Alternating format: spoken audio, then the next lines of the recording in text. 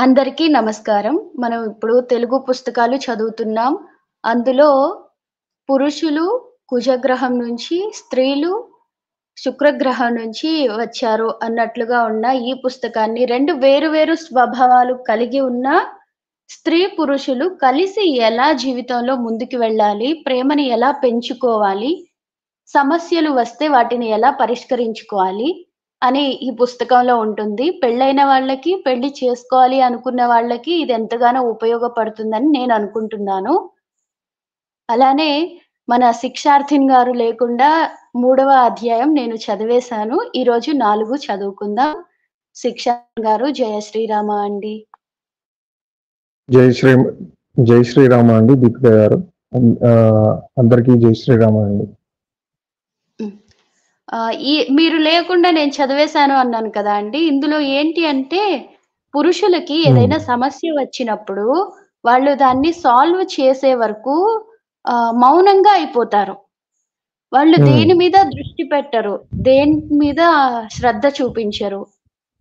ఆ సమయంలో ఆడవాళ్ళు ఇతను నన్ను ప్రేమించట్లేదు అని అనుకునే అవకాశం ఉంటుంది.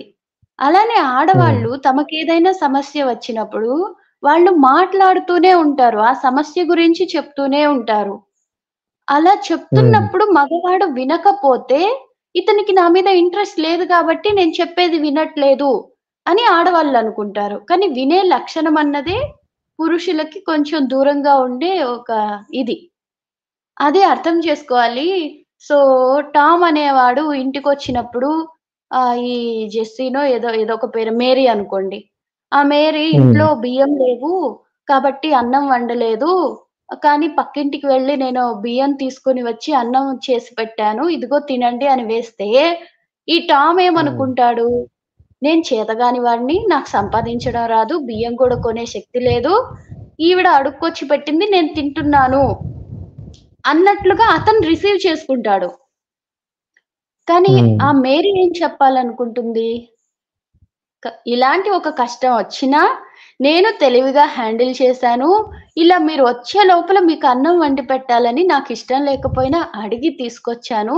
ఇది ఎందుకు అంటే మీ మీద ప్రేమతో అని ఆమె తన ప్రేమని వ్యక్తం చేయాలి అని జరిగిందంతా చెప్పి అన్నం పెడుతుంది. కానీ ఆ అన్నం తినే అప్పుడు టామ్‌కి నేను చేతగాని వాడిని అని ఈవిడ నాకింత సోది చెప్పింది అని అనుకుంటాడు. ఇప్పుడు ఇద్దరి మధ్య గొడవ పెద్దదవుతుంది. అది కాకుండా ఆవిడ ఏం చెప్తుందో అర్థం చేసుకునేదానికి టామ్ ప్రయత్నం చేసి, అలానే కారణం ఏంటి ముందు చెప్పి, అంటే మీ మీద ప్రేమతో ఇలా నేను వంట చేశాను అని ముందు చెప్పి, తర్వాత జరిగిందంతా కూడా చెప్తే అతనికి టామ్‌కి అర్థమవుతుంది ఆమె ప్రేమ. లేదు అంటే పూర్తిగా అది వేరేగా అయిపోయి గొడవొస్తుంది అని చెప్తారు ఇందులో. అదండి. ఓకే అండి. అలా అయితే అలాగే హ్మ్. ఒక చిన్న సజెషన్ అండి. ఏంటంటే మనము టామ్, మేరీ అని కాకుండా ఇక్కడ ఏదైనా శ్యామ్ హ్మ్. అలా పెట్టుకుంటే బెటర్‌గా ఉంది. అంటే వినే వాళ్ళకి కూడా కన్వీనియంట్‌గా ఉంటుందని. ఎందుకంటే సరే. మనం సంపూర్ణంగా తెలుగులో చదువుతున్నాము. టామ్, మేరీలు అనేది పాశ్చాత్య ఇదిగా అయిపోతుంది కంప్లీట్‌గా. కాబట్టి మనం మామూలుగా రెగ్యులర్‌గా వాడే నేమ్సే శ్యామ్ ఒకటి, శ్యామ్ అంటే టామ్‌కి దగ్గరగా ఉంది. నేను శ్యామ్ అంటున్నా. మరి రామ్ అనకుండా. అమ్మాయికి మీరే నామకరణం చేయండి. సరే అండి. నేనెందుకంటే ఈ పుస్తకంలో ఉన్నది ఉదాహరణ వాళ్ళ పేర్లే. అలానే మన కుక్కపిల్ల పేర్లు అలానే ఉంటాయి. చాలా సింపుల్‌గా, చిన్నగా అయిపోతాయని నేను వాటినే ఉపయోగించాను. అంటే ఆడవాళ్ళకి అంటే మన మన మన పేర్లు వాడితే దీన్ని ఓన్ చేసుకోవడానికి కొద్దిగా ఈజీగా ఉంటదండి. వినే వాళ్ళకైనా మళ్ళీ మనం చదివేటప్పుడైనా కూడా ఇప్పుడు శ్యామ్, రాధ, రాధిక అనుకోండి ఫర్ ఎగ్జాంపుల్. శ్యామ్, రాధిక అనుకుందాం. అప్పుడు వినే వాళ్ళకి ఒక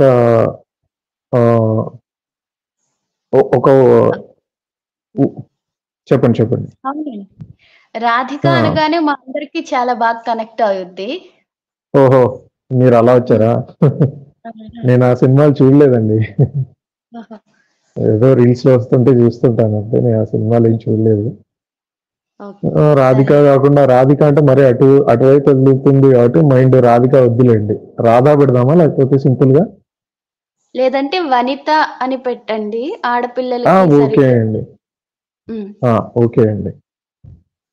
శ్యామ్ వనిత. హ్మ్. అధ్యాయం ఓ, 4 పరస్పర స్ఫూర్తికి మార్గం. మీరు చదువుతారా అండి? ఓకే అండి.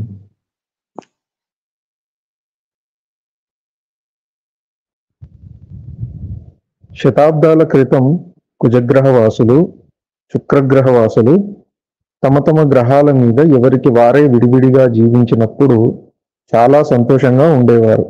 కానీ ఒకానొక రోజు హఠాత్తుగా అంతా మారిపోయింది. కుజగ్రహవాసులు, శుక్రగ్రహవాసులు తమ తమ గ్రహాల మీద ఉన్నట్టుండి ఒకానొక పెను నిరాశలో కూరుకుపోయారు. ఈ నిరాశే అనంతర కాలంలో క్రమంగా వారిద్దరిని దగ్గరికి చేర్చింది. ఈ రెండు గ్రహవాసుల క్రమ పరిణామ రహస్యాన్ని మనం అర్థం చేసుకున్నట్టయితే స్త్రీ పురుషులు ఏ విధంగా ఎంతటి భిన్న మార్గాల్లో స్ఫూర్తిని పొందుతారన్నది మనకు అవగతమవుతుంది.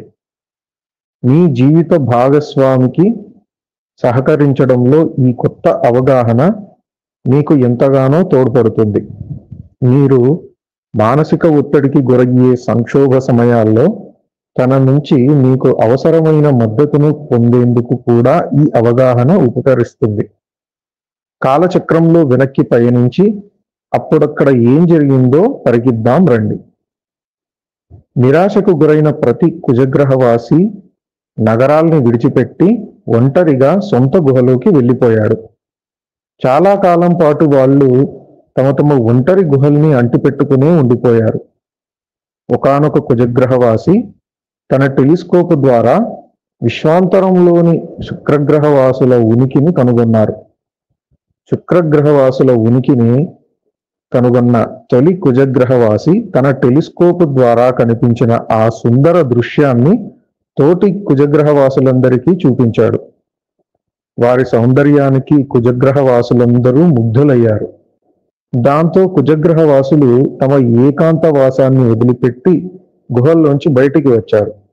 అందమైన శుక్రగ్రహవాసుల్ని చూడగానే కుజగ్రహవాసుల్లోని నిరాశ మటుమాయమైపోయింది. ఏదో అద్భుతం జరిగినట్టుగా, తమ కోసం సృష్టిలో మరికొందరు వేచి చూస్తున్నట్టుగా కుజగ్రహవాసులకు చిత్రమైన భావన కలిగింది. వెంటనే గుహల్ని వదిలి బయటకు వచ్చి శుక్రగ్రహయానం కోసం రోదసి నౌకల్ని తయారు చేయడం మొదలుపెట్టారు. అదే సమయంలో శుక్రగ్రహవాసులు కూడా కుజగ్రహవాసుల్లాగే అంతులేని నిరాశకు గురయ్యారు. అప్పుడు వాళ్ళు గుంపులు గుంపులుగా ఒక చోట చేరి ఒకరితో మరొకరు తమ బాధల్ని వెళ్ళబోసుకున్నారు. అయినప్పటికీ వారిని ఆవరించిన నిరాశ వీడలేదు. అయితే చాలా కాలం పాటు అలా దిగులుగా గడిపిన శుక్రగ్రహవాసులకు ఒక విచిత్రమైన అనుభవం తారసిల్లింది. వాళ్ళు తమ దివ్య దర్శనం ద్వారా ఒక అద్భుతమైన దృశ్యాన్ని వీక్షించారు. దృఢకాయులైన అసామాన్య జీవులు అనగా కుజగ్రహవాసులు కొందరు తమను ప్రేమించి సేవించి ఆదుకునేందుకే శుక్రగ్రహం వైపుగా ప్రయాణించి వస్తున్నట్టు వారికి కనిపించింది. తమ మనోనేత్రం ద్వారా వారు ఆ అద్భుత దృశ్యాన్ని దర్శించారు. హఠాత్తుగా వలపు మాధుర్యంలో ఎవరో తమను ముంచెత్తుతున్న భావన వారికి కలిగింది. తమ ఆలనా పాలనా చూడడానికి, తమనే అంటిపెట్టుకొని ఉండడానికి ఎవరో ఉన్నారన్న ప్రేమైక భావనతో వాళ్ళు ఉబ్బి తబ్బిబ్బైపోయారు. తమ గ్రహం వైపుగా ప్రయాణించి వస్తున్న కుజగ్రహవాసుల్ని చూసిన శుక్రగ్రహవాసులు తమ దిగుళ్ళన్నీ, వేదనల్ని మరచిపోయి వారి ఆహ్వానం పలికేందుకు సన్నద్ధులయ్యారు. అవతలి వారికి తమ అవసరం ఉందనిపించినప్పుడే పురుషులు కొత్త చైతన్యాన్ని, ఉత్సాహాన్ని పొందుతారు. తమను ప్రేమించి లాలించే వారున్నారన్న భావన కలిగినప్పుడే స్త్రీలు చైతన్యాన్ని, స్ఫూర్తిని పొందుతారు. స్త్రీ పురుషుల్లో స్ఫూర్తిని, ఉత్సాహాన్ని కలిగించేందుకు ఉపకరించే ఈ రహస్యాలు ఆధునిక కాలానికి కూడా వర్తిస్తాయి. అవతలి వారికి తమ అవసరం ఉందనిపించినప్పుడే పురుషులు కొత్త చైతన్యాన్ని, ఉత్సాహాన్ని పొందుతారు. ఒక సంబంధంలో తన అవసరం లేదని పురుషుడు భావిస్తే అతను ముభావంగా మారిపోతాడు. చైతన్యాన్ని, శక్తిని కోల్పోతాడు. ఆ సంబంధానికి తాను ఇవ్వగలిగినదేదీ లేదన్న భావన ప్రతిరోజు అతనిని కుంగదీస్తుంది. అదే సమయంలో ఆమె అవసరాల్ని తీర్చడానికి తాను ఏమైనా చేయగలనన్న విశ్వాసం ఆమె ఉందనిపిస్తే చాలు. తన ప్రయాసల్ని ఆమె గుర్తిస్తే చాలు. అతనికి 1000 ఏనుగుల బలం వచ్చేస్తుంది. ఆమె కోసం అతను ఏమైనా చేయగలడు, ఎంతైనా ఇవ్వగలడు.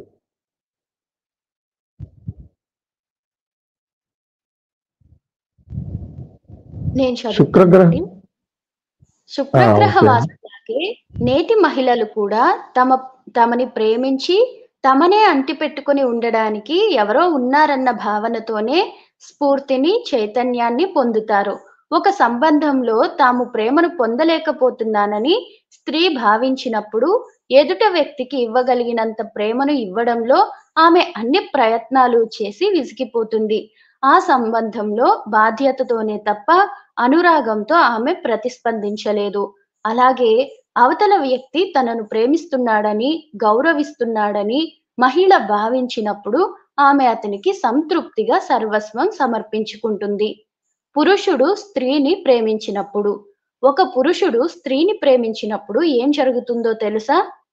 మొట్టమొదటిసారిగా కుజగ్రహవాసి శుక్రగ్రహవాసుల ఉనికిని కనిపెట్టినప్పుడు ఏం జరిగిందో, ఒక పురుషుడు స్త్రీని ప్రేమించినప్పుడు కూడా అదే జరుగుతుంది.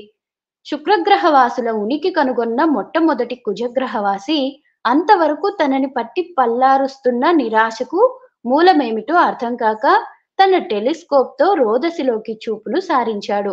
హఠాత్తుగా తనను ఏదో మెరుపుతీగ ఒరుసుకున్నట్టుగా తన జీవితాన్ని శాశ్వతంగా ఒక్క క్షణంలో అది అద్భుతంగా మార్చేసినట్టుగా అతను ఒకానొక దివ్యానుభూతికి లోనయ్యాడు. తన టెలిస్కోప్ నుంచి అతనొక సుందర దృశ్యాన్ని వీక్షించాడు. అది అత్యంత సౌందర్యవంతమైనది, ఆకర్షణీయమైనది అని అతను అభివర్ణించాడు. అతను శుక్రగ్రహ వాసుల ఉనికిని కనుగొన్నాడు. శుక్రగ్రహ వాసుల్ని చూడగానే అతని దేహమంతా తేజోవంతమైంది. కేవలం తన పట్ల తాను శ్రద్ధ వహించడం కాకుండా, జీవితంలో మొట్టమొదటిసారిగా తాను మరొకరి పట్ల శ్రద్ధను కనబరచడాన్ని ఆ క్షణం నుంచి అతను ప్రారంభించాడు. ఒక్క దృశ్యం అతని జీవిత పరమార్థాన్నే సమూలంగా మార్చేసింది. అతని దిగులు దూది పింజలా ఎగిరిపోయింది. అంగారక గ్రహవాసుల స్వభావంలోని కీలకాంశం గెలుపోటములే. నేను గెలిచి తీరాలి. నువ్వెంత నష్టపోయినా నాకు అనవసరం అన్నదే వారి ధోరణిగా ఉండేది.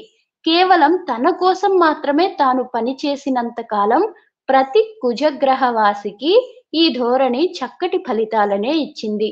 శతాబ్దాల పర్యంతం ఈ ధోరణి వారికి ఉపకరించింది. కానీ ఇప్పుడు దాన్ని మార్చుకోవాల్సిన అవసరం వచ్చింది. ప్రధానంగా తమ కోసం తాము పని చేయడం అన్నది ఎంతో కాలం సంతృప్తిని ఇవ్వలేకపోయింది. ఇప్పుడిక ప్రేమలో పడిన తరువాత తమతో పాటు శుక్రగ్రహవాసులు కూడా గెలవాలని అంగారక గ్రహవాసులు కోరుకోవడం మొదలుపెట్టారు. అంగారక గ్రహవాసులు తాలూకు ఈ పోటీ మనస్తత్వం మనకి నేటి క్రీడల్లో కూడా కనిపిస్తూనే ఉంటుంది. ఉదాహరణకు టెన్నిస్ క్రీడా పోటీల్లో నేను గెలవడం కోసం మాత్రమే కాకుండా నా స్నేహితుణ్ణి వీలైనన్ని సార్లు నా చేతిలో ఓడించడం కూడా నా ప్రధాన ఉద్దేశంగా ఉండేది.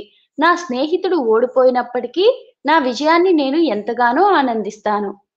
కుజగ్రహవాసులకు సంబంధించిన ఇలాంటి అనేక మనోదృక్పథాలకు జీవితంలో ప్రాధాన్యం ఉన్నప్పటికీ, ఈ గెలుపోటముల దృక్పథం అన్నది పరిణతి చెందిన సంబంధాల్లో మాత్రం ప్రమాదకరంగా మారుతుంది.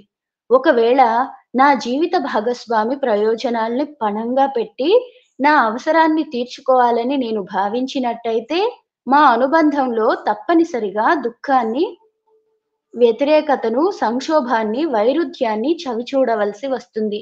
ఒక విజయవంతమైన అనుబంధం తాలూకు రహస్యం భాగస్వాములిద్దరి గెలుపులోనే దాగి ఉంటుంది.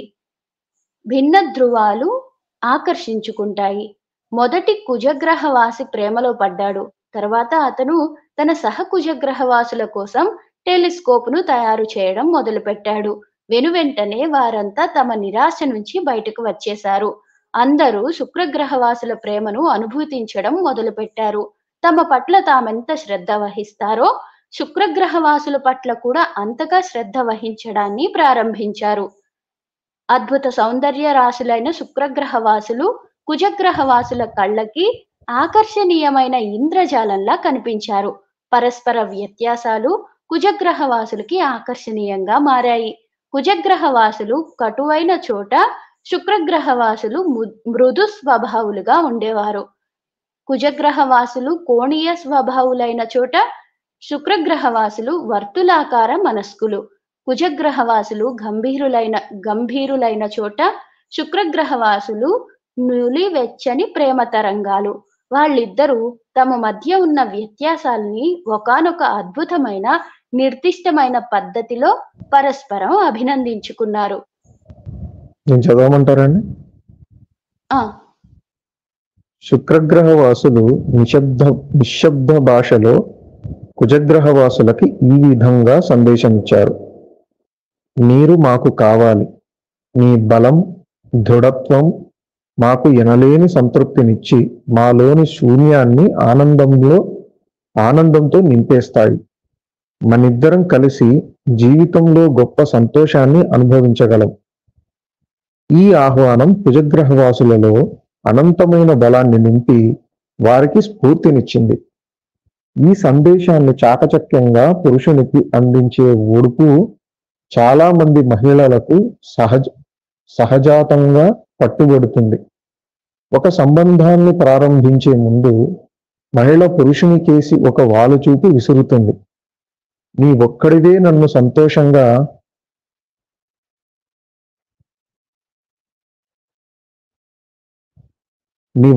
నన్ను సంతోషంగా ఉంచగలవు అని ఆ చూపు అతనికి చెబుతుంది. పరోక్షంగా ఆమె తమ సంబంధానికి శ్రీకారం చుడుతుంది. ఆమెకు మరింతగా దగ్గరయ్యేందుకు ఆ వాలుచూపు అతనికి అనంతమైన ప్రోత్సాహాన్ని ఇస్తుంది. అనుబంధానికి నాంది పలికేందుకు జంకుతున్న అతను ఈ వాలుచూపు ప్రభావంతో తన భయాన్ని ఇట్టే జయించేస్తాడు. ఒకసారి వాళ్ళిద్దరి మధ్య సంబంధం మొదలైన తరువాత దురదృష్టవశాత్తు క్రమంగా ఇద్దరి మధ్య సమస్యలు పొటమరించినప్పుడు ఈ సందేశం అతనికి ఎంతో అవసరమన్న విషయాన్ని ఆమె మరచిపోతుంది. అతనిలో స్ఫూర్తి నింపిన ఈ సందేశాన్ని మళ్ళీ అతనికి అందించకుండా నిర్లక్ష్యం చేస్తుంది.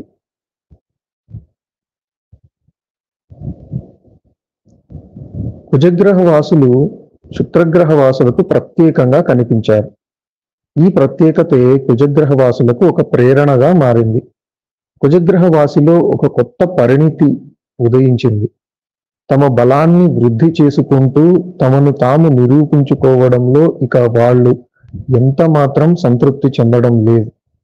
ఇప్పుడు ఇతరుల సేవలో, ముఖ్యంగా శుక్రగ్రహవాసుల సేవలో తరించేందుకే తమ శక్తిని, నైపుణ్యాన్ని వెచ్చించాలని వాళ్ళు బలంగా కోరుకున్నారు.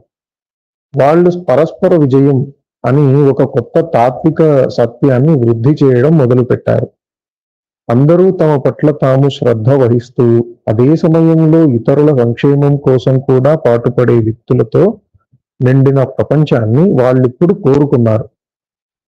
ప్రేమే కుజగ్రహ వాసులకు ప్రేరణ.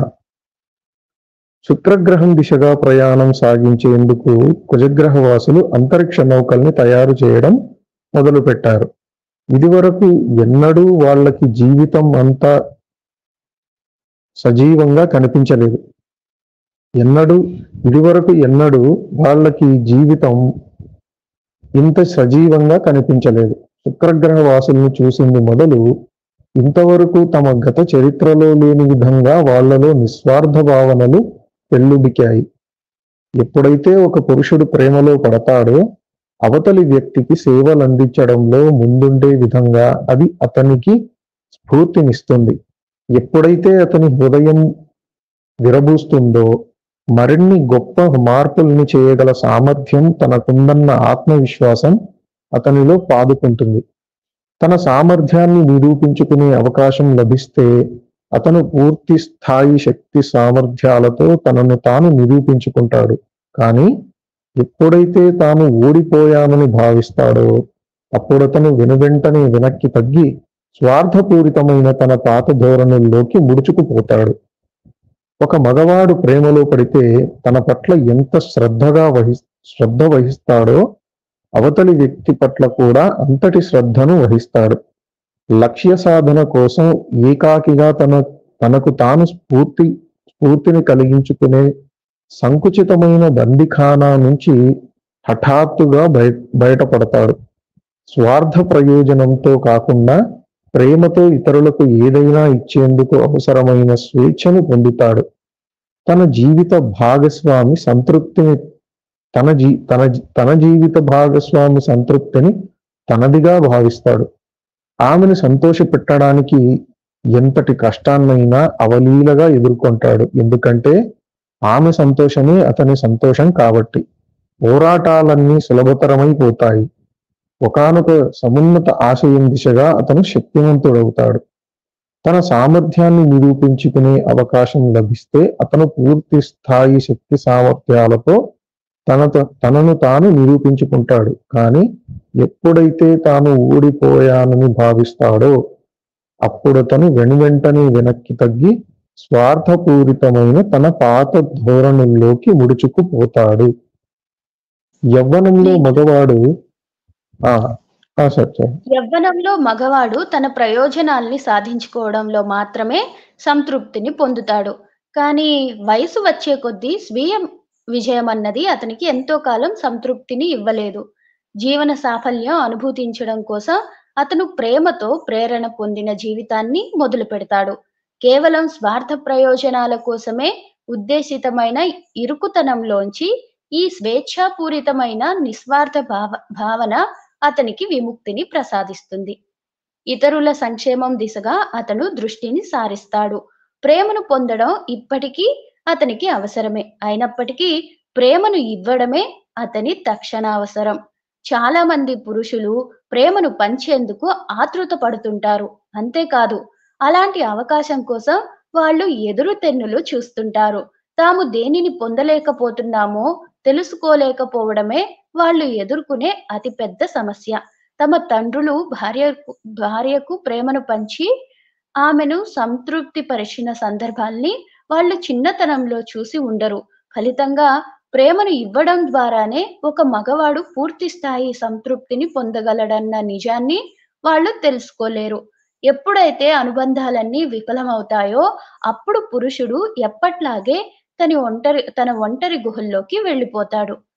అవతలి వ్యక్తి పట్ల శ్రద్ధ వహించడాన్ని మానేస్తాడు. తాను ఎందుకు నిరాశలో కూరుకుపోతున్నాడో ఎప్పటికీ తెలుసుకోలేడు.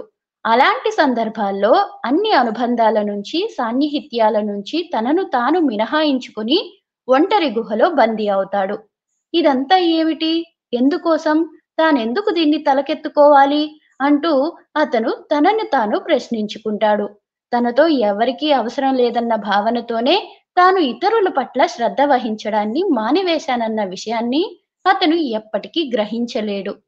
తాను ఒక వ్యక్తికి ప్రధానమైన అవసరంగా ఉండాలని, అలాంటి వ్యక్తిని కలిగి ఉండడం ద్వారా తాను తన నిరాశ నుంచి బయటపడవచ్చునని అతను తెలుసుకోలేడు. ఎవ్వరికీ అక్కర్లేకపోవడం అన్నది పురుషునికి మరణ సదృశం. జీవితంలో సానుకూలమైన మార్పుకు తననే కారకునిగా ఒక వ్యక్తి భావించేంత వరకు పురుషునికి జీవితం పట్ల, అనుబంధాల పట్ల శ్రద్ధ వహించడం కష్టమైపోతుంది. ఎవ్వరికీ అక్కర్లేని పరిస్థితుల్లో పురుషుడికి ప్రేరణను అందివ్వడం అన్నది కష్టసాధ్యమైన విషయం. అభినందన, విశ్వాసం, ఆమోదాల్ని అనుభూతించినప్పుడే అతను చైతన్యవంతుడవుతాడు. ఎవ్వరికీ అక్కర్లేకపోవడం అన్నది పురుషునికి మరణ సదృశం. పురుషుణ్ణి స్త్రీ ప్రేమించినప్పుడు తొలిసారిగా నేను చదువుతానండి ఇక్కడ నుంచి. పురుషుణ్ణి స్త్రీ ప్రేమించినప్పుడు తొలిసారిగా కుజగ్రహవాసులు తమ గ్రహానికి వస్తున్నారన్న విషయం తెలుసుకున్న మొదటి శుక్రగ్రహవాసికి ఏం జరిగిందో ఒక పురుషుడితో ప్రేమలో పడిన మహిళకు కూడా అదే జరుగుతుంది. స్వర్గం నుంచి అంతరిక్ష నౌకలు వచ్చేస్తాయని, వాటి నుంచి దృఢకాయులు ప్రేమాస్పదులు అయిన కుజగ్రహవాసులు తన దగ్గరికి వస్తారని ఆమె కలలు కంటుంది. శుక్రగ్రహవాసుల యోగక్షేమాలు కనిపెట్టి వారిని సేవించడానికే ఈ కుజగ్రహవాసులు వచ్చారు. కుజగ్రహవాసులు ఎంతో అంకిత భావం కలిగిన వారు. వాళ్ళు శుక్రగ్రహవాసుల సౌందర్యానికి, సంస్కృతికి సమ్మోహితులైన వారు. ఇతరులను ప్రేమించకుండా వారికి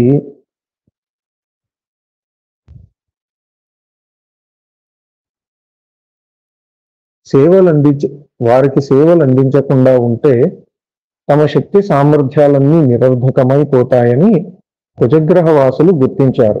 శుక్రగ్రహవాసులను సేవిస్తామని వారిని సంతోషపెడతామని వారు ప్రమాణం చేశారు. ఆ ప్రమాణం నుంచి ఈ అద్భుత జీవులు స్ఫూర్తిని, మనశ్శాంతిని పొందారు. ఎంత అద్భుతం! కుజగ్రహవాసుల రాకను గమనించిన మొదటి శుక్రగ్రహవాసికి మాత్రమే కాదు, ఆమెతో పాటు మిగతా శుక్రగ్రహవాసులందరికీ కుజగ్రహవాసుల గురించిన ఇలాంటి కలలే వచ్చాయి. దాంతో వాళ్ళందరూ తమ నిరాశ నుంచి బయటపడ్డారు. కుజగ్రహవాసులు వస్తున్నారంటే తమకు సహాయం అందినట్టేనన్న నమ్మకం శుక్రగ్రహవాసుల్లో గొప్ప మార్పును తెచ్చింది. శుక్రగ్రహవాసులు అంతవరకు తాము ఏకాకులమన్నా, దిక్కులేని వాళ్ళమన్న నిరాశలో కూరుకుపోయి ఉన్నారు. దాని నుంచి బయటపడడానికి ప్రేమాస్పదమైన సాయం తమ వైపుగా పయనించి వస్తుందన్న నమ్మకం వారికి అవసరమైంది. తమను ప్రేమించే ఒక వ్యక్తి తమకు అన్నుదన్నుగా ఉన్నాడన్న భావన స్త్రీలకు ఎంతో ప్రధానమైనదన్న విషయాన్ని చాలా మంది పురుషులు తెలుసుకోలేరు. తమ మానసిక అవసరాలన్నీ తీరుతున్నాయన్న నమ్మకమే మహిళల్ని సంతోషంగా ఉంచుతుంది. ఎప్పుడైతే ఒక మహిళ కుంగిపోతుందో, నిరాశకు గురవుతుందో, సంశయానికి, అలసటకు లేదా నైరాశ్యానికి గురవుతుందో అప్పుడు ఆమెకు కావలసిందల్లా కేవలం మనఃపూర్వకమైన స్నేహం మాత్రమే. తాను ఒంటరిని కాదన్న నమ్మకం మాత్రమే ఆమె ప్రాథమిక అవసరం. ప్రేమను పొందడంతో పాటు తన ఆలనా పాలన చూసుకునేవారు ఉన్నారన్న భావనే మహిళకు అత్యంత ప్రధానమైనది. ఒక పురుషుణ్ణి ఆమోదించాలన్నా, అతనిని అభిమానించాలన్నా అతను ఆమెకు సహానుభూతిని, సదవగాహనను, గౌరవాన్ని, ఆత్మీయతను పంచాలి. అదొక్కటే అతనికి అందుబాటులో ఉన్న ఏకైక మార్గం.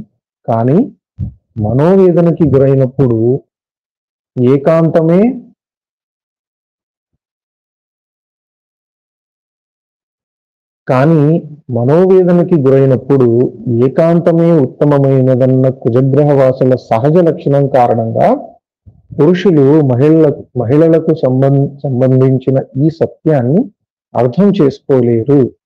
ఎప్పుడైతే మహిళ మనోవేదనకు గురవుతుందో, ఆమెకు ఏకాంతం అవసరం అన్న భావనతో ఆమెను గౌరవిస్తూ ఆమె మానానికి ఆమెను ఒంటరిగా వదిలి అతను వెళ్ళిపోతుంటాడు. లేదా ఒకవేళ అతను ఆమె దగ్గరే కూర్చున్నా వెనువెంటనే ఆమె సమస్యలన్నింటికీ పరిష్కారాలను చూపించే ప్రయత్నంలో పరిస్థితిని ఇంకా అస్తవ్యస్తం చేసేస్తాడు. మనసు విప్పి మాట్లాడడం, అంతరంగిక సాన్నిహిత్యం, ఆత్మీయతలు ఆమెకు ఎంతగా ప్రధానమైనవన్న విషయాన్ని అతను అర్థం చేసుకోలేడు. ఏకాంతమే ప్రాతిపదిక అయిన తన స్వాభావిక లక్షణం వల్ల మహిళ అవసరాన్ని అతను గుర్తించలేడు. ఆమెకు కావలసిందల్లా తన మాటల్ని విని వేదనని పంచుకునే వ్యక్తి మాత్రమే. తన ఉద్వేగాల్ని పంచుకోవడం ద్వారా ప్రేమకు తాను అర్హురాలేనని, తన అవసరాలన్నీ తీరుతాయని ఆమెలో నమ్మకాన్ని పెంచవచ్చు. దీనివల్ల నెమ్మదిగా ఆమెలోని అపనమ్మకం, సందేహం ఇట్టే కరిగిపోతాయి. తాను ప్రేమకు అర్హురాలినన్న విషయం సదా గుర్తుండడం సదా గుర్తుండడం వల్ల మొండి పట్టుదల నుంచి ఆమె విముక్తురాలవుతుంది. ప్రయత్నించి, శ్రమించి ప్రేమను పొందాల్సిన అవసరం ఆమెకు లేదు. ఆమె మానసికంగా విశ్రాంతిని పొందవచ్చు. తక్కువ ఇచ్చి ఎక్కువను పొందవచ్చు. అందుకు ఆమె అర్హురాలే. తాను ప్రేమకు అర్హురాలినన్న విషయం సదా గుర్తుండడం వల్ల మొండి పట్టుదల నుంచి ఆమె విముక్తురాలవుతుంది. ప్రయత్నించి, శ్రమించి ప్రేమను పొందాల్సిన అవసరం ఆమెకు లేదు. ఆమె మానసికంగా విశ్రాంతిని పొందవచ్చు. తక్కువ ఇచ్చి ఎక్కువను పొందవచ్చు. అందుకు ఆమె అర్హురాలే. అతిగా ఇవ్వడం అన్నది అలసటే.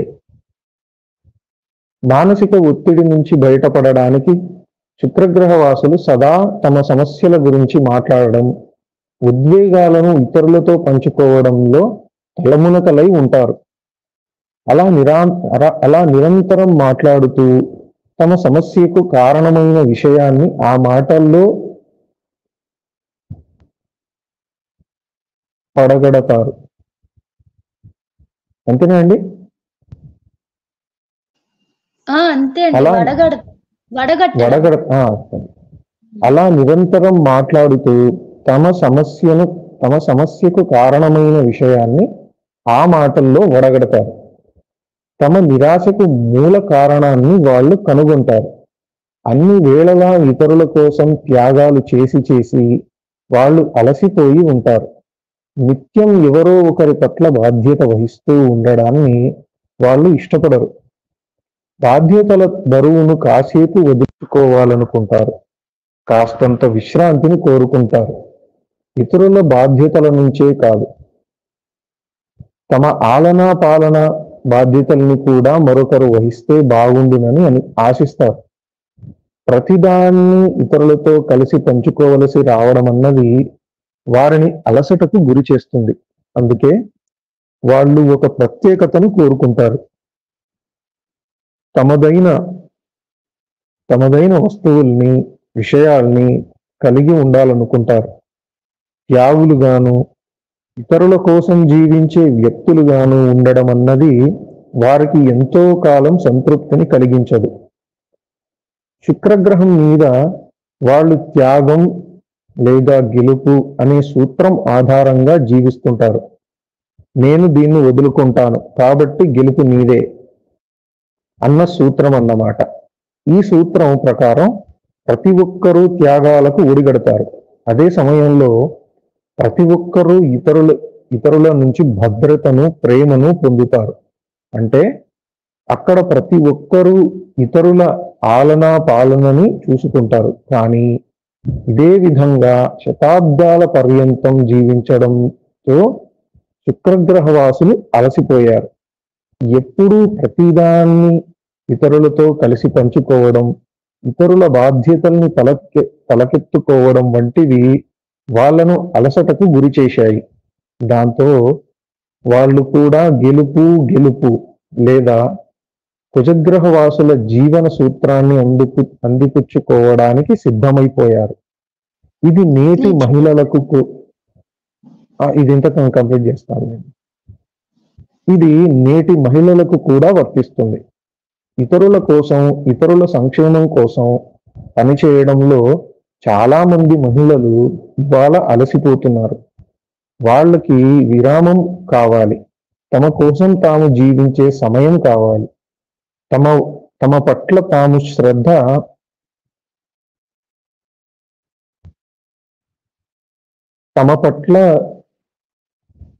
తాము శ్రద్ధ వహించేందుకు, తమ సంక్షేమానికి తొలి ప్రాధాన్యం ఇచ్చేందుకు వాళ్ళకి సమయం కావాలి. మానసికంగా తమకు అన్నుదన్నుగా నిలబడేందుకు మరో వ్యక్తి కావాలని వాళ్ళు కోరుకుంటున్నారు. ఆ వ్యక్తి తమ బాధ్యతను తన భుజస్కంధాల మీదకు ఎత్తుకోవాలే తప్ప అతని భారాన్ని తాము వహించాల్సిన అవసరం రాకూడదు. మహిళల ఈ కోరిక తీరాలంటే అందుకు కుజగ్రహ వాసులే సరైన ప్రత్యామ్నాయం. ఈ పరిస్థితుల్లో కుజగ్రహ వాసులు ఇతరులకు ప్రేమను పంచడాన్ని నేర్చుకోగా, శుక్రగ్రహ వాసులు ప్రేమను స్వీకరించడాన్ని నేర్చుకున్నారు. శతాబ్దాల తరువాత తమ పరిణామ క్రమంలో శుక్రగ్రహ వాసులు, కుజగ్రహ వాసులు ఒక ముఖ్యమైన దశకు చేరుకున్నారు. స్వీకరించడాన్ని శుక్రగ్రహ వాసులు అభ్యసించగా, ఇవ్వడాన్ని కుజగ్రహ వాసులు నేర్చుకున్నారు. స్త్రీ పురుషులు ఎదిగే కొద్దీ వారిలో ఈ మార్పే చోటు చేసుకుంటుంది. చిన్నతనంలో ఒక బాలిక ఎంత త్యాగానికైనా వెనుకాడదు. భవిష్యత్తులో తన జీవిత భాగస్వామి అవసరాల్ని తీర్చేందుకు అనువుగా ఆమె తనని తాను మలుచుకుంటుంది. చిన్నతనంలో ఒక బాలిక ఎంత త్యాగానికైనా వెనుకాడదు. భవిష్యత్తులో తన భాగస్వామి అవసరాలను తీర్చేందుకు అనువుగా ఆమె తనని తాను మలుచుకుంటుంది. చిన్నతనంలో ఒక బాలుడు ఇతరుల అవసరాలు పట్టించుకోకుండా పూర్తిగా స్వార్థపరమైన వ్యక్తిగా ఉంటాడు. బాలిక ఎదిగి స్త్రీత్వాన్ని సంతరించుకునే క్రమంలో తన జీవిత భాగస్వామిని సంతోషపరచడం కోసం తనను తాను సమర్పించుకుంటుంది. బాలుడు ఎదిగి పురుషుడుగా మారే క్రమంలో ఇతరులని గౌరవించడాన్ని, వారికి సేవలందించడాన్ని నేర్చుకుంటాడు. పురుషుడు ఎదిగే కొద్దీ తనను తాను సమర్పించుకోవడం నేర్చుకుంటాడు. కానీ ఈ దశలో అతనిలో చోటు చేసుకునే అతిపెద్ద మార్పు ఏమిటంటే, ఇవ్వడంలో తాను ఏ మేరకు విజయం సాధిస్తున్నానన్న విషయాన్ని అతను అనుక్షణం గమనిస్తూ ఉంటాడు. అలాగే ఒక మహిళ తాను ఎదిగే క్రమంలో ఇతరులను ఇవ్వడానికి సంబంధించి కొత్త పద్ధతుల్ని నేర్చుకుంటుంది. కానీ ఈ దశలో ఆమెలో చోటు చేసుకునే అతిపెద్ద మార్పు ఏమిటంటే, ఇలా ఇవ్వడానికి ఆమె కొన్ని పరిమితుల్ని విధించుకొని తనకు కావలసిన దాన్ని పొందేందుకు సమాయత్తమవుతుంది. నిందించడాన్ని మానుకోండి. ఒక మహిళ తాను ఎన్నో త్యాగాలు చేస్తున్నానని విషయాన్ని గుర్తించినప్పుడు, జీవితంలోని విషాదానికి బాధ్యుణ్ణి చేస్తూ ఆమె తన జీవిత భాగస్వామి మీద నిందలు మోపుతుంది. తనకు లభించిన దానికంటే తాను ఎక్కువ కోల్పోయానని, తనకు అన్యాయం జరిగిందని ఆమె భావిస్తుంది. అయితే తనకు కావలసినంతగా ఆమె పొందలేదన్నది నిజమే. అయినప్పటికీ అనుబంధాల్ని వృద్ధి చేసుకునే క్రమంలో తలెత్తిన సమస్యలకు తాను కూడా ఎంతగా కారకురాలైందో మహిళ గుర్తించాలి. ఎన్ని త్యాగాలకు సమకట్టాల్సి వచ్చినా ఆమె తన జీవిత భాగస్వామిని నిందించడం సబబు కాదు. అలాగే తాను ఇవ్వవలసినంత ఇవ్వలేకపోయినప్పటికీ జీవిత భాగస్వామి తన పట్ల ప్రతికూలంగా ఉందని లేదా వ్యతిరేకతతో ఉందని ఒక పురుషుడు స్త్రీని నిందించకూడదు. ఈ 2 సందర్భాల్లోనూ నిందించడం అన్నది నిష్ఫలమైన పని. అర్థం చేసుకోవడం, విశ్వసించడం, సహానుభూతిని కలిగి ఉండడం, ఆమోదించడం, అన్నుదన్నుగా నిలవడం అన్నవి మాత్రమే సమస్యకు సిసలైన పరిష్కారాన్ని చూపుతాయి. జీవిత భాగస్వాముల్ని నిందించడం వల్ల ఎలాంటి ప్రయోజనం సిద్ధించదు. ఇలాంటి పరిస్థితి ఎదురైనప్పుడు పురుషుడు మొండి మనిషి అంటూ జీవిత భాగస్వామిని నిందించకుండా కోరకపోయినప్పటికీ ఆమె పట్ల సహానుభూతిని ప్రదర్శిస్తూ తన సహకారాల్ని అందించాలి. ఆమె మాటలు తొలుత నిందారోపణలుగా ధ్వనించినప్పటికీ తన పట్ల ఆమెలో విశ్వాసాన్ని కలిగించాలి. తాను ఆమె పట్ల శ్రద్ధాసక్తుల్ని కలిగి ఉన్నానన్న విషయం ఆమెకు అర్థమయ్యేలా ఆమె కోసం చిన్న చిన్న పనులు చేసి పెట్టాలి. ఒక పురుషుడు ఇవ్వవలసినంత ఇవ్వకపోయినప్పటికీ మహిళ అతనిని నిందించకూడదు. క్షమించడం ద్వారా అతనిని ఆమోదించాలి. ముఖ్యంగా అతను ఆమెని నిరాశకు గురి చేసినప్పుడు అతనిలో ఆత్మవిశ్వాసాన్ని ఆమె పాదుకొల్పాలి. అతను తనకు అవసరమైన సహకారాన్ని అందించకపోయినప్పటికీ ఇంకా తనకు సహకరించగల సామర్థ్యం అతనికి ఉందన్న నమ్మకాన్ని కలిగించాలి. అతను ఇంతవరకు ఇచ్చిన దాన్ని గుర్తు చేస్తూ మరింతగా ఇవ్వగలిగిన సామర్థ్యం అతనిలో ఉందంటూ ఆమె అతనిని ప్రోత్సహించాలి. ఎల్లవేళలా అతని సహకారాన్ని కోరుతూనే ఉండాలి. పరిమితుల్ని విధించడం, వాటిని గౌరవించడం. జీవిత భాగస్వామి మీద వ్యతిరేకతకు తావివ్వకుండా తాను ఏ మేరకు ప్రేమను పంచగలదో గుర్తించి, ఆ మేరకు తన సామర్థ్యానికి అనుగుణంగా తగిన పరిస్థితుల్ని విధించుకోవడం అన్నది మహిళకు అత్యంత ఆవశ్యకం. తాను ఇచ్చిన దానికి సరిసమానంగా జీవిత భాగస్వామి కూడా ఇవ్వాలని కోరుకోవడం కన్నా, ఇవ్వడానికి సంబంధించి తనకు తాను పరిమితుల్ని విధించుకోవడం ద్వారా మహిళ సమతౌల్యాన్ని సాధించాల్సి ఉంటుంది. ఒక ఉదాహరణ గమనిద్దాం. శ్యామ్ వయసు 39 ఏళ్ళు. అతని భార్య వనిత వయసు 41 ఏళ్ళు. వాళ్ళిద్దరూ వైవాహిక సమస్యకు సంబంధించిన సలహా కోసం నా దగ్గరికి వచ్చారు. వనిత విడాకులు కోరుకుంటోంది. ఆమె 12 ఏళ్ల వైవాహిక జీవితంలో తాను పొందిన దానికన్నా ఇచ్చినదే ఎక్కువ అని ఫిర్యాదు చేసింది. శ్యామ్ సోమరిపోతని, స్వార్థపరుడని, అహంకారి అని, నియంత అని, ప్రేమించడం తెలియని వాడని ఆమె భర్తను నిందించింది. ఇక ఇవ్వడానికి తన వద్ద ఏమీ మిగల్లేదని, అందుకే సంబంధం నుంచి బయటపడాలని కోరుకుంటున్నట్టు ఆమె చెప్పింది. అయితే సమస్యను పరిష్కరించుకునేందుకు సలహా కేంద్రానికి రావాల్సిందిగా అతను ఆమెను ఒప్పించాడు. అయినప్పటికీ ఆమె సందేహిస్తూనే వచ్చింది. తమ మధ్య తలెత్తిన సమస్యను పరిష్కరించుకునేందుకు వాళ్ళు 3 అంశాలని నేర్చుకోవాల్సి వచ్చింది. ఇందుకు వారికి 6 నెలలు పట్టింది. ఇవాళ ముగ్గురు పిల్లలతో వాళ్ళిద్దరూ చాలా సంతోషంగా ఉన్నారు. మొదటి అంశం ప్రేరణ.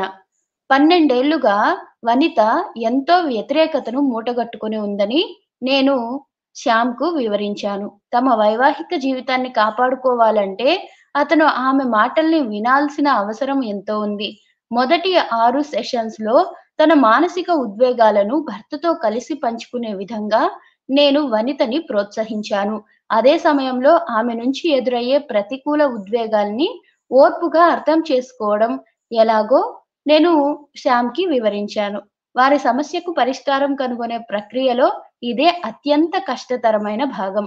భార్య ఆవేదనను, అవసరాల్ని మనస్ఫూర్తిగా విని పట్టించుకోవడం అన్నది ఒకానొక ప్రేమాస్పదమైన అనుబంధం దిశగా తన వ్యవహార శైలిని మార్చుకునేందుకు అతనికి ప్రేరణనిచ్చింది.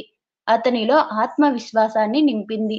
తమ సంబంధాన్ని పటిష్టపరుచుకోవాలన్న ఆశ వనితకు కలగాలంటే ముందుగా భర్త తన మానసిక ఉద్వేగాలకు విలువ ఇస్తున్నాడన్న విషయం ఆమెకు అర్థం కావాలి. పరిష్కారం దిశగా వాళ్ళు వేసే మొదటి అడుగు ఇదే. వనిత ఈ విషయాన్ని అర్థం చేసుకున్న తర్వాత వాళ్ళిద్దరూ తాము నేర్చుకోవాల్సిన మరో అంశానికి సిద్ధమయ్యారు. రెండవ అంశం చదవనా అండి? చదవనా? రెండవ అంశం బాధ్యత. బాధ్యతల్ని స్వీకరించడం అన్నది సమస్యను పరిష్కరించుకునే దిశగా వేయవలసిన రెండవ అడుగు. భార్యకు అవసరమైన సహకారాన్ని తాను అందించలేకపోయినందుకు శ్యామ్ బాధ్యత వహించాల్సి వచ్చింది. అదే సమయంలో తన త్యాగాలకు పరిమితుల్ని విధించుకోలేకపోయినందుకు వనిత బాధ్యత వహించాల్సి వచ్చింది. ఆమెను తాను ఎన్నో విధాల బాధించానని ఒప్పుకొని వనితకు శ్యామ్ క్షమాపణ చెప్పాడు. అదే సమయంలో అతను తన పరిమితుల్ని అధిగమించి తన పట్ల అమర్యాదగా, అంటే అరవడం, సనగడం, నసగడం, కోరికల్ని తిరస్కరించడం, అనుభూతులకు విలువనివ్వకపోవడం వంటివి అట్లా అమర్యాదగా ప్రవర్తించాడని వనిత అర్థం చేసుకుంది. తన గౌరవాన్ని కాపాడుకునేందుకు శ్యామ్కు నిర్దిష్టమైన పరిమితుల్ని ఆమె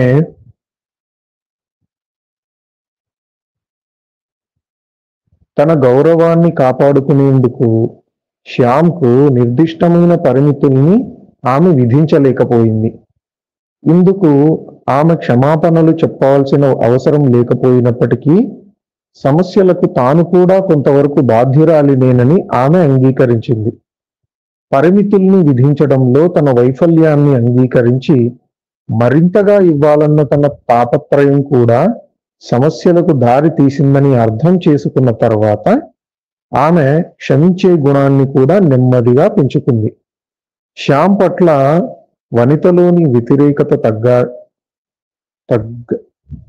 తగ్గాలంటే ముఖ్యంగా సమస్యకు తాను కూడా బాధ్యత వహించాలి.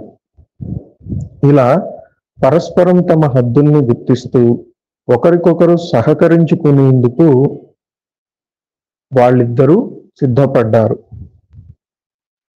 మూడవ అంశం అభ్యాసం.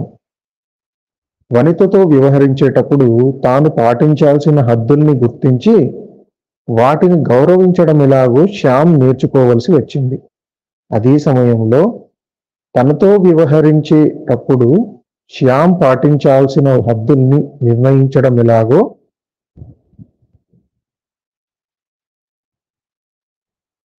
వనిత నేర్చుకోవలసి ఉంది. ఒకానొక గౌరవనీయమైన పద్ధతిలో వాళ్ళిద్దరూ నిజాయితీగా పరస్పరం తమ అనుభూతుల్ని వ్యక్తీకరించడాన్ని నేర్చుకోవాలి. హద్దులకి సంబంధించిన ఈ మూడవ అంశాన్ని అభ్యసించడానికి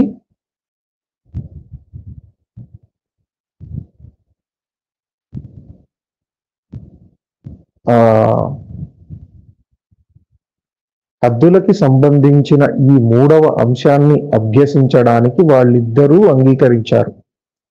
హద్దుల్ని నిర్దేశించడాన్ని, వాటిని గౌరవించడాన్ని, తాము తప్పులు చేసే విధంగా ప్రవర్తించే సందర్భాల్ని గుర్తెరిగి మెలగడాన్ని నేర్చుకోవడానికి వాళ్ళు ముందుకు వచ్చారు. దీన్ని అభ్యాసం చేస్తూ తప్పులు చేయడానికి లభించిన అవకాశాల ద్వారా వాళ్ళు ఆ తప్పులు పునరావృతం కాకుండా ఉండేందుకు ఒక రక్షణ వలయాన్ని కూడా ఏర్పాటు చేసుకున్నారు. వాళ్ళిద్దరూ నేర్చుకుని అభ్యసించిన విషయాల్లో కొన్నింటిని ఇక్కడ ఉదాహరిస్తున్నాను. 1. నువ్వు మాట్లాడే పద్ధతి నాకు నచ్చట్లేదు. నా మీద అలా అరవడాన్ని ఆపేయి, లేదా నేను గదిలోంచి బయటికి వెళ్ళిపోతాను అని చెప్పడాన్ని వనిత నేర్చుకుంది. అలా చెప్పి కొన్నిసార్లు గదిలోంచి బయటికి వెళ్ళిపోయిన తర్వాత అలా చేయాల్సిన అవసరం ఆమెకిక లేకపోయింది. 2. శ్యామ్ తన ముందు ఉంచే కోరికల్ని మన్నించి అనంతరం అతని కోరికల్ని మన్నించినందుకు తాను బాధపడే సందర్భాల్లో ఆమె ఇలా చెప్పడాన్ని అలవాటు చేసుకుంది. సాధ్యం కాదు, నాకు విశ్రాంతి కావాలి, లేదా వీలు కాదు, నాకివాళ చాలా పనులున్నాయి. ఇలా చెప్పడం ద్వారా తాను ఎంత తీరిక లేకుండా లేదా అలసిపోయి ఉన్నదన్న విషయాన్ని అతను మరింతగా అర్థం చేసుకుంటున్నాడన్న విషయాన్ని ఆమె గ్రహించింది. 3. తాను విహారయాత్రకు వెళ్ళాలని కోరుకుంటున్నట్టుగా వనిత శ్యామ్కు చెప్పింది. కానీ అతను తనకు తీరిక లేదంటూ ఆమె కోరికను తిరస్కరించగా తాను ఒంటరిగానే విహారయాత్రకు వెళతానని ఆమె చెప్పింది. దాంతో హఠాత్తుగా తన కార్యక్రమాల్లో మార్పు చేసుకొని ఆమెతో పాటు అతను విహారయాత్రకు సిద్ధమయ్యాడు. 4. తామిద్దరూ మాట్లాడుతుండగా శ్యామ్ తన మాటలకు అంతరాయం కల్పించినప్పుడు, నేను నా మాటల్ని ఇంకా పూర్తి చేయలేదు, నా మాటల్ని శాంతం విను అని చెప్పడాన్ని వనిత అలవాటు చేసుకుంది. దాంతో అతను అలా అంతరాయం కలిగించడాన్ని మానుకుని మరింత శ్రద్ధగా ఆమె మాటల్ని వినడం మొదలుపెట్టాడు.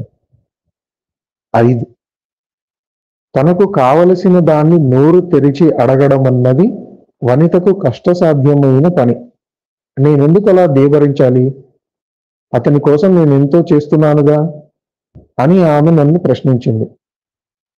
తన కోరికలేమిటో అతనికి తెలియజేసి వాటిని తీర్చాల్సిన బాధ్యత అతనికి ఉందన్న విషయాన్ని అర్థం చేయించడం అన్నది అసంబద్ధమైంది కాదని, తన సమస్యను పరిష్కరించుకోవడంలో అది ఎంతో ముఖ్యమన్న విషయాన్ని నేను ఆమెకు వివరించాను. ఆమె అవసరాలను తీర్చే విధంగా అతనిని ఆమె బాధ్యుణ్ణి చేయాల్సి ఉంది.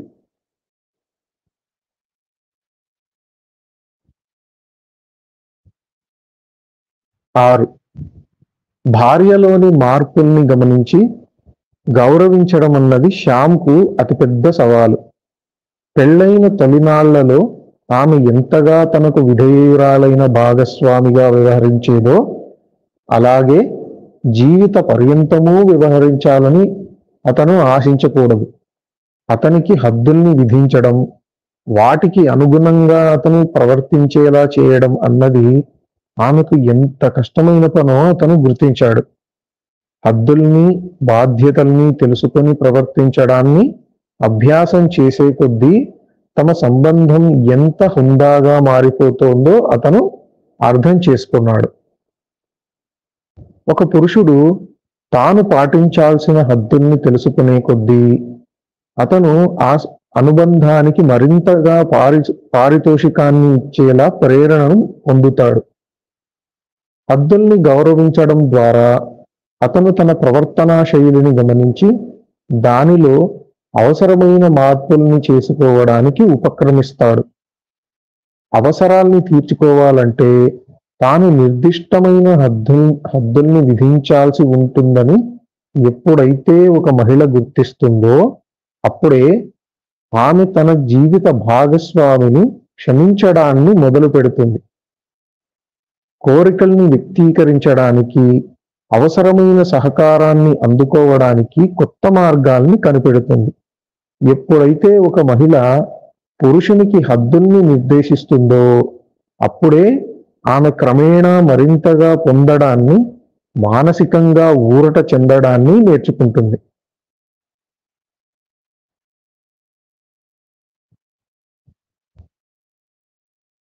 స్వీకరించడాన్ని అభ్యసించడం. స్వీకరించడం, హద్దుల్ని విధించడమన్న ఒక మహిళకు సంబంధించినంత వరకు ఆమెను అతిగా భయపెట్టే విషయాలు. మరింతగా పొందాల్సి రావడం అన్నది సాధారణంగానే మహిళను భయపెడుతుంది. మరిన్ని కోరికలు కోరడం అన్నది తిరస్కారానికి, తనలోని అవలక్షణాలని విశ్లేషించడానికి లేదా తనను త్యజించడానికి దారి తీస్తుందని ఆమె భయపడుతుంది. మరింతగా పొందేందుకు తనకి అర్హత లేదని ఆమె మనసులో ఒకానొక అపనమ్మకం పాదుకొని ఉంటుంది. అందువల్ల తిరస్కారానికి గురికావడం, వేలెత్తి చూపించుకోవడానికి సిద్ధపడడం, తనను త్యజించడానికి దారి తీయడం వంటివి ఆమెకు అత్యంత బాధను కలిగిస్తాయి. ఈ అపనమ్మకం అన్నది ఆమెలో చిన్నతనం నుంచే పాదుకొని ఉంటుంది. తన అనుభూతుల్ని, అవసరాల్ని, కోరికల్ని అణచుకున్నప్పుడల్లా ఆమెలో ఈ అపనమ్మకం బలపడుతూ వస్తుంది. ప్రేమకు తాను అర్హురాలిని కానేమోనన్న ఒక అపనమ్మకం తాలూకు దుష్ప్రభావానికి మహిళ ఎప్పుడూ అందుబాటులో ఉంటుంది. ఇది ప్రతికూల ఫలితాలనే ఇస్తుంది. ఒకవేళ చిన్నతనంలో ఆమె ఏదైనా హింసను చూడడం లేదా తానే హింసకు గురి కావడం వంటి సంఘటనలు జరిగి ఉంటే ఆ జ్ఞాపకాలు తాను ప్రేమకు అర్హురాలిని కానన్న నమ్మకాన్ని ఆమెలో మరింతగా పొరుది చేస్తాయి. తన స్వీయ విలువను నిర్దేశించుకోవడం అన్నది ఆమెకు అత్యంత కష్టతరమవుతుంది. అర్హురాలిని కానన్న ఆ భావనే ఆమె ఉపచేతనలో దాగి ఉండి ఇతరుల నుంచి దేన్ని కోరుకోనివ్వని విధంగా ఆమెలో భయాన్ని అంకురింపజేస్తుంది. ఆమె ప్రతి ఊహలోనూ తాను నిస్సహాయురాలినన్న చిత్రం ఒక భాగమై ఉంటుంది. నిస్సహాయురాలినన్న భయం చేత ఆమె తనకు తెలియకుండానే తన అవసరాల్ని తీర్చుకోవడానికి విముఖురాలవుతుంది. అయితే అవసరాల్ని తీర్చే విషయంలో ఆమె తనను విశ్వసించడం లేదన్న సందేశాన్ని ఒక పురుషుడు ఎప్పుడైతే అందుకుంటాడో అతను వెంటనే తిరస్కారానికి గురైనట్టుగా భావించి ముడుచుకుపోతాడు. నిజంగా అర్థవంతమైన అవసరాల్ని వ్యక్తం చేసేటప్పుడు కూడా ఈ నిస్సహాయత, అవిశ్వాసాలే ఆమెను మరింత బలహీనపరుస్తాయి, హక్కును అర్థింపుగా మార్చివేస్తాయి. ఆమె ఇలా అర్థించడం అన్నది తనను జీవిత భాగస్వామి నమ్మడం లేదన్న అపోహకు అతన్ని గురి చేస్తుంది. అతనిని తాను విశ్వసించడం లేదన్న తప్పుడు సందేశాన్ని ఆమె అతనికి అందిస్తుంది. అయితే జీవిత భాగస్వామికి తమ అవసరం ఉందన్న భావనే పురుషులకి స్ఫూర్తినిచ్చే ముఖ్య వనరు. అయితే నిస్సహాయత అన్నది వారిని విముఖుల్ని చేస్తుంది. ఇలాంటి సందర్భాల్లో తనకంటూ కొన్ని అవసరాలను కలిగి ఉండడం అన్నది అతనిలో తన పట్ల వ్యతిరేకతను కలగజేస్తుందని ఒక మహిళ పొరపాటుగా భావిస్తుంది. కానీ నిజమేమిటంటే అతనిలో వ్యతిరేకతను కలిగించేవి ఆమెలోని నిరాశ, నిస్సహాయత, అవిశ్వాసాలు మాత్రమే. జీవిత భాగస్వామి తనను విశ్వసించడం అన్నది పురుషుని ప్రాథమిక అవసరమన్న విషయాన్ని మహిళలు గుర్తించరు. ఇలా మళ్ళీ ఒకసారి చెబుతానండి. జీవిత భాగస్వామి తనను విశ్వసించడం అన్నది పురుషుని ప్రాథమిక అవసరమన్న విషయాన్ని మహిళలు గుర్తించరు. దాంతో అవసరాలను కలిగి ఉండడానికి, నిస్సహాయంగా ఆక్రోశించడానికి మధ్య ఉన్న తేడాను అర్థం చేసుకోవడంలో మహిళలు విఫలమవుతుంటారు. అవసరాల్ని కలిగి ఉండడం అన్నది బాహాటంగా ఒక వ్యక్తిని సమీపించి అతను విశ్వసించే పద్ధతిలో అతని నుంచి సహకారాన్ని కోరడం అవుతుంది. అంటే తన అవసరాన్ని తీర్చగలిగిన సామర్థ్యం అతనికి ఉందన్న నమ్మకాన్ని పురుషునికి కలిగించడం అన్నమాట. ఇది అతనిని మరింతగా బలోపేతం చేస్తుంది.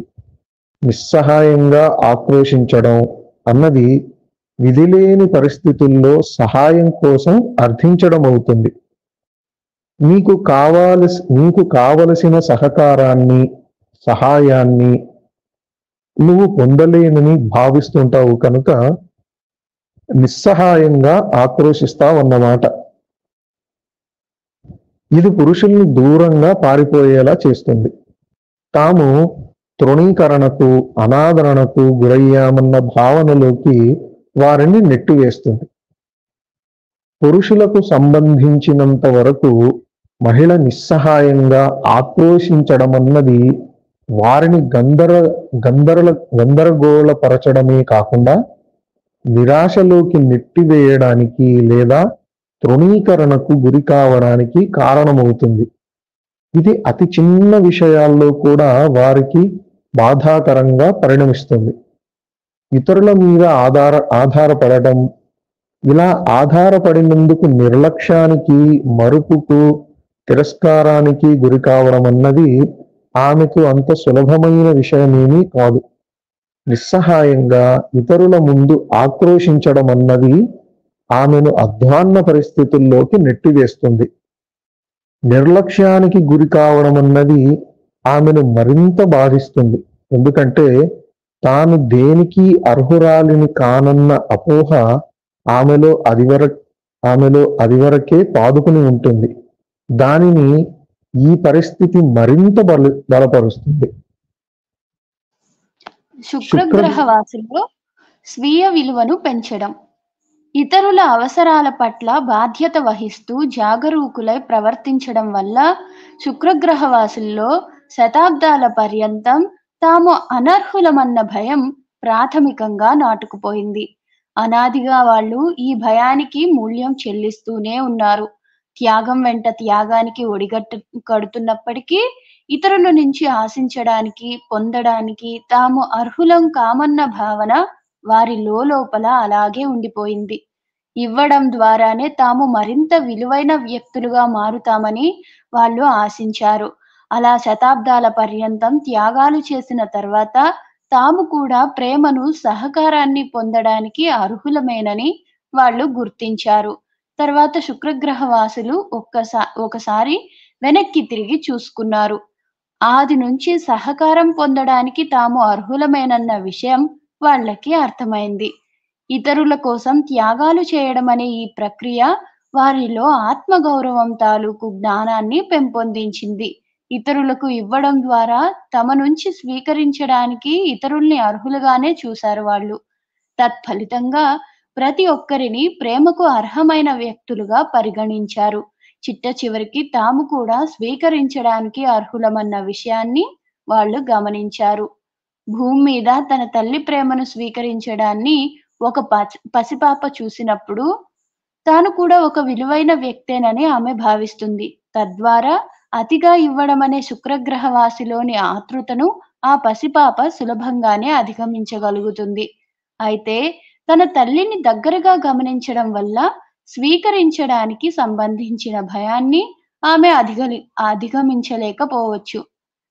స్వీకరించడానికి తాను కూడా అర్హురాలినేనని తల్లి భావించినట్లయితే, బిడ్డ కూడా అప్రయత్నంగానే తన తల్లిని గమనిస్తూ ఆ జ్ఞానాన్ని అందిపుచ్చుకుంటుంది. స్వీకరించడానికి తల్లి సంసిద్ధంగా ఉన్నట్టయితే, స్వీకరించే పద్ధతిని బిడ్డ కూడా నేర్చుకుంటుంది. ఏది ఏమైనప్పటికీ ఈ విషయంలో శుక్రగ్రహ వాసులకు ఆదర్శప్రాయులెవ్వరూ లభించలేదు. అందువల్ల త్యాగానికి సంబంధించిన తమ ఆతృతను వదిలిపెట్టడానికి వాళ్లకు వేలాది సంవత్సరాలు పట్టింది. స్వీకరించడానికి ఇతరులను అర్హులుగా చూడడం వల్ల క్రమేణా తాము కూడా ఇతరుల నుంచి స్వీకరించేందుకు అర్హులమేనన్న విషయాన్ని వాళ్ళు గ్రహించారు. అలా గ్రహించిన అద్భుత క్షణంలో శుక్రగ్రహ వాసులు ఒక గొప్ప పరిణతిని పొంది వెంటనే అంతరిక్ష నౌకల్ని తయారు చేయడానికి పూనుకున్నారు. శుక్రగ్రహవాసి శుక్రగ్రహ సంసిద్ధురాలైతే కుజగ్రహవాసి ప్రత్యక్షం. ఎప్పుడైతే చదవమంటారండి, ప్రేమ చదువుతారా? నేను చదువుతా అండి. ఎప్పుడైతే ప్రేమకు తాను అర్హురాలినేనని ఒక మహిళ గుర్తిస్తుందో, తనకు అడిగినవన్నీ ఇచ్చే పురుషుడి కోసం ఆమె తలుపు తెరుస్తుంది. కానీ వైవాహిక జీవితంలో తన అర్హతను తాను గుర్తించడానికి మహిళకు రమారమి 10 ఏళ్లు పడుతుంది. ఈ 10 ఏళ్లు ఆమె త్యాగాలు చేస్తూనే ఉంటుంది. దురదృష్టవశాత్తు ఆమె ఇక త్యాగాలకు అడ్డుకట్ట వేసేస్తుంది. అర్థం చేసుకునేందుకు అతనికి చిన్న అవకాశం కూడా ఇవ్వకుండా నిరాకరిస్తుంది. బహుశా ఆమె ఇలా భావిస్తూ ఉండవచ్చు. నేను నీకు ఎంతో ఇచ్చాను. అయినా నువ్వు నన్ను నిర్లక్ష్యం చేశావు. నీకు ఇవ్వాల్సిన అవకాశం ఇచ్చాను. ఎంతో పొందడానికి నేను అర్హురాలినే. నేను నిన్ను ఇక ఎంత మాత్రం విశ్వసించలేను. నేను బాగా అలసిపోయాను. ఇక ఇవ్వడానికి నా దగ్గర ఏమీ లేదు. నన్ను బాధ పెట్టడానికి నీకు మళ్ళీ అవకాశం ఇవ్వను. పదే పదే ఇలాంటి సందర్భమే ఎదురైతే అనుభవంలోని మాధుర్యాన్ని కాపాడుకునేందుకు ఒక మహిళ దగ్గర మరేమీ మిగలదని నేను హామీ ఇస్తున్నాను. ఇలాంటి మహిళలు ఒకవేళ ఎంత తక్కువ త్యాగాలు చేసినప్పటికీ జీవిత భాగస్వాములు వారికి నిజంగా ఎంతో ఇస్తారు. మహిళ అవసరాన్ని పురుషుడు నిర్లక్ష్యం చేస్తే వాళ్ళిద్దరూ ఇంకా నిద్రలోనే ఉన్నారని మనం భావించవలసి ఉంటుంది. ఎప్పుడైతే ఆమె మేలుకొని తన అవసరాలని గుర్తు తెచ్చుకుంటుందో అప్పుడు అతను కూడా మేలుకొని ఆమెకు మరింతగా ఇచ్చేందుకు తన ప్రేమ ఖజానాను తెరుస్తాడు. ఎప్పుడైతే ఆమె మేలుకొని తన అవసరాలను గుర్తు తెచ్చుకుంటుందో అప్పుడు అతను కూడా మేలుకొని ఆమెకు మరింతగా ఇచ్చేందుకు తన ప్రేమ ఖజానాను తెరుస్తాడు. మహిళ ఇలా మేలుకున్నప్పుడు పురుషుడు తన మౌనావస్థ నుంచి మేలుకొని ఆమెకు అవసరమైన అన్ని మార్పులకు ద్వారాలు తెరిచేందుకు నిజంగా సంసిద్ధుడవుతాడు. త్యాగాల నిల్వలన్నీ హరించుకుపోయినప్పుడు మహిళ ఇక ఇచ్చే చేతిని వెనక్కి తీసుకోవాలి. ఆ విషయాన్ని పురుషునికి సానుకూలంగా తెలియజెప్పాలి. అప్పుడు అతను తన ఒంటరి గుహ నుండి బయటకు వచ్చి తన ప్రియాతి ప్రియమైన శుక్రగ్రహవాసిని చేరుకోవడానికి, సంతోషపెట్టడానికి అంతరిక్ష నౌకల్ని తయారు చేయడం మొదలుపెడతాడు. ఇవ్వడానికి ఇక తన దగ్గర ఏమీ మిగల్లేదని ఒక మహిళ భావించడం అంటే తాను విలువైన వ్యక్తినేనన్న భావన ఆమెలో బలపడింది అని అర్థం. అప్పటి వరకు స్వీకరించడమే తెలిసిన పురుషుడు ఇప్పుడు త్యాగం చేయడం ఎలాగో నేర్చుకోవాలి. అందుకు అతనికి కొంత వ్యవధి కావాలి. కానీ ఈ దిశగా అతను వేసే ముఖ్యమైన అడుగు ఏమిటంటే తాను ఆమెను నిర్లక్ష్యం చేశాను అని అతను గుర్తించడం, మారడానికి సంసిద్ధుడు కావడం. ఇది మరో విధంగా కూడా పనిచేస్తుంది. సాధారణంగా ఒక పురుషుడు తాను సంతోషంగా లేనని, తన జీవితంలో మరింత ప్రేమ, శృంగారాలు అవసరమని భావించినప్పుడు భార్య హఠాత్తుగా అతనిని మళ్ళీ ప్రేమించడం మొదలుపెడుతుంది. వాళ్ళిద్దరి మధ్య అంతవరకు అడ్డుగోడలుగా నిలిచిన వ్యతిరేకత తొలగిపోయి జీవితంలో మళ్ళీ ప్రేమ మొగ్గ తొడుగుతుంది. నిర్లక్ష్యమనే గాయం మరింత తీవ్రంగా ఉన్నట్టయితే అన్ని రకాల వ్యతిరేకతలు మాసిపోవడానికి కొంతకాలం పడుతుంది. అయినప్పటికీ అది సుసాధ్యమే. ఇలాంటి వ్యతిరేకతల్ని రూపుమాపడానికి అవసరమైన కొన్ని మంచి కిటుకులు నేను 11వ అధ్యాయంలో మీకు వివరిస్తాను. తరచూ జీవిత భాగస్వాముల్లో ఒకరు సానుకూల మార్పుకు సిద్ధపడితే రెండో వ్యక్తి కూడా మారడానికి నడుం బిగిస్తారు. జీవితంలోని అద్భుతమైన విషయాల్లో ఇది కూడా ఒకటి. నేర్చుకోవడానికి విద్యార్థి సిద్ధమైతే నేర్పించడానికి ఉపాధ్యాయుడు సిద్ధమవుతాడు. ప్రశ్న ఉదయించిన తర్వాత సమాధానం వెలుగు చూస్తుంది. స్వీకరించడానికి మనం మనస్ఫూర్తిగా సిద్ధం కావాలంటే అందుకు మనం అందుబాటులో ఉండడం తప్పనిసరి. స్వీకరించడానికి ఎప్పుడైతే శుక్రగ్రహవాసులు సంసిద్ధులయ్యారో అప్పుడే ఇవ్వడానికి కుజగ్రహవాసులు సిద్ధమైపోయారు. ఇవ్వడాన్ని నేర్చుకోవడం. తాను అసమర్థుడినన్న, మంచివాడిని కానన్న భయం మగవాడి మనసు లోతుల్లో గూడు కట్టుకొని ఉంటుంది. తన శక్తి సామర్థ్యాలన్నింటినీ పెంచుకోవడం లేదా లక్ష్య సాధన మీదే దృష్టిని కేంద్రీకరించడం ద్వారా అతను ఈ భయానికి మూల్యం చెల్లించుకుంటూ ఉంటాడు. గెలుపు, సామర్థ్యం, విజయం అన్నవి జీవితానికి పట్టుగొమ్మలు. శుక్రగ్రహవాసుల ఉనికిని కనుగొనడానికి ముందు కుజగ్రహవాసులు ఈ గుణాలనే అంటిపెట్టుకొని ఉన్నారు. వీటిని తప్ప కుజగ్రహవాసులు మరెవ్వరినీ దేనిని పట్టించుకోలేదు. పురుషుడు భయానికి గురైనప్పుడు పూర్తిగా దివాలా తీసినట్టు కనపడతాడు. తాను అసమర్థుడినన్న, మంచివాడిని కానన్న భయం మగవాడి మనసు లోతుల్లో గూడు కట్టుకొని ఉంటుంది. స్వీకరించడానికి స్త్రీలు ఎలా భయపడతారో ఇవ్వడానికి పురుషులు కూడా అలాగే భయపడతారు. ఇతరులకు ఏదైనా ఇవ్వడం అంటే వైఫల్యం, దిద్దుబాటు, అనంగీకారానికి అవకాశం ఇచ్చినట్టేనని పురుషుడు భావిస్తాడు. తాను తగినంత మంచివాడిని కానన్న అపోహ అతని ఉపచేతనలో ఉండడం వల్ల ఇవన్నీ పురుషుణ్ణి చాలా బాధిస్తాయి. చిన్నతనం నుంచి ఏ పనినైనా సమర్థవంతంగా చేయాలని భావించిన ప్రతిసారి అతనిలో ఇలాంటి అపోహ మరింతగా నాటుకుపోయి ఉంటుంది. తాను సాధించిన విజయాలు గుర్తింపుకు, అభినందనకు నోచుకోకపోతే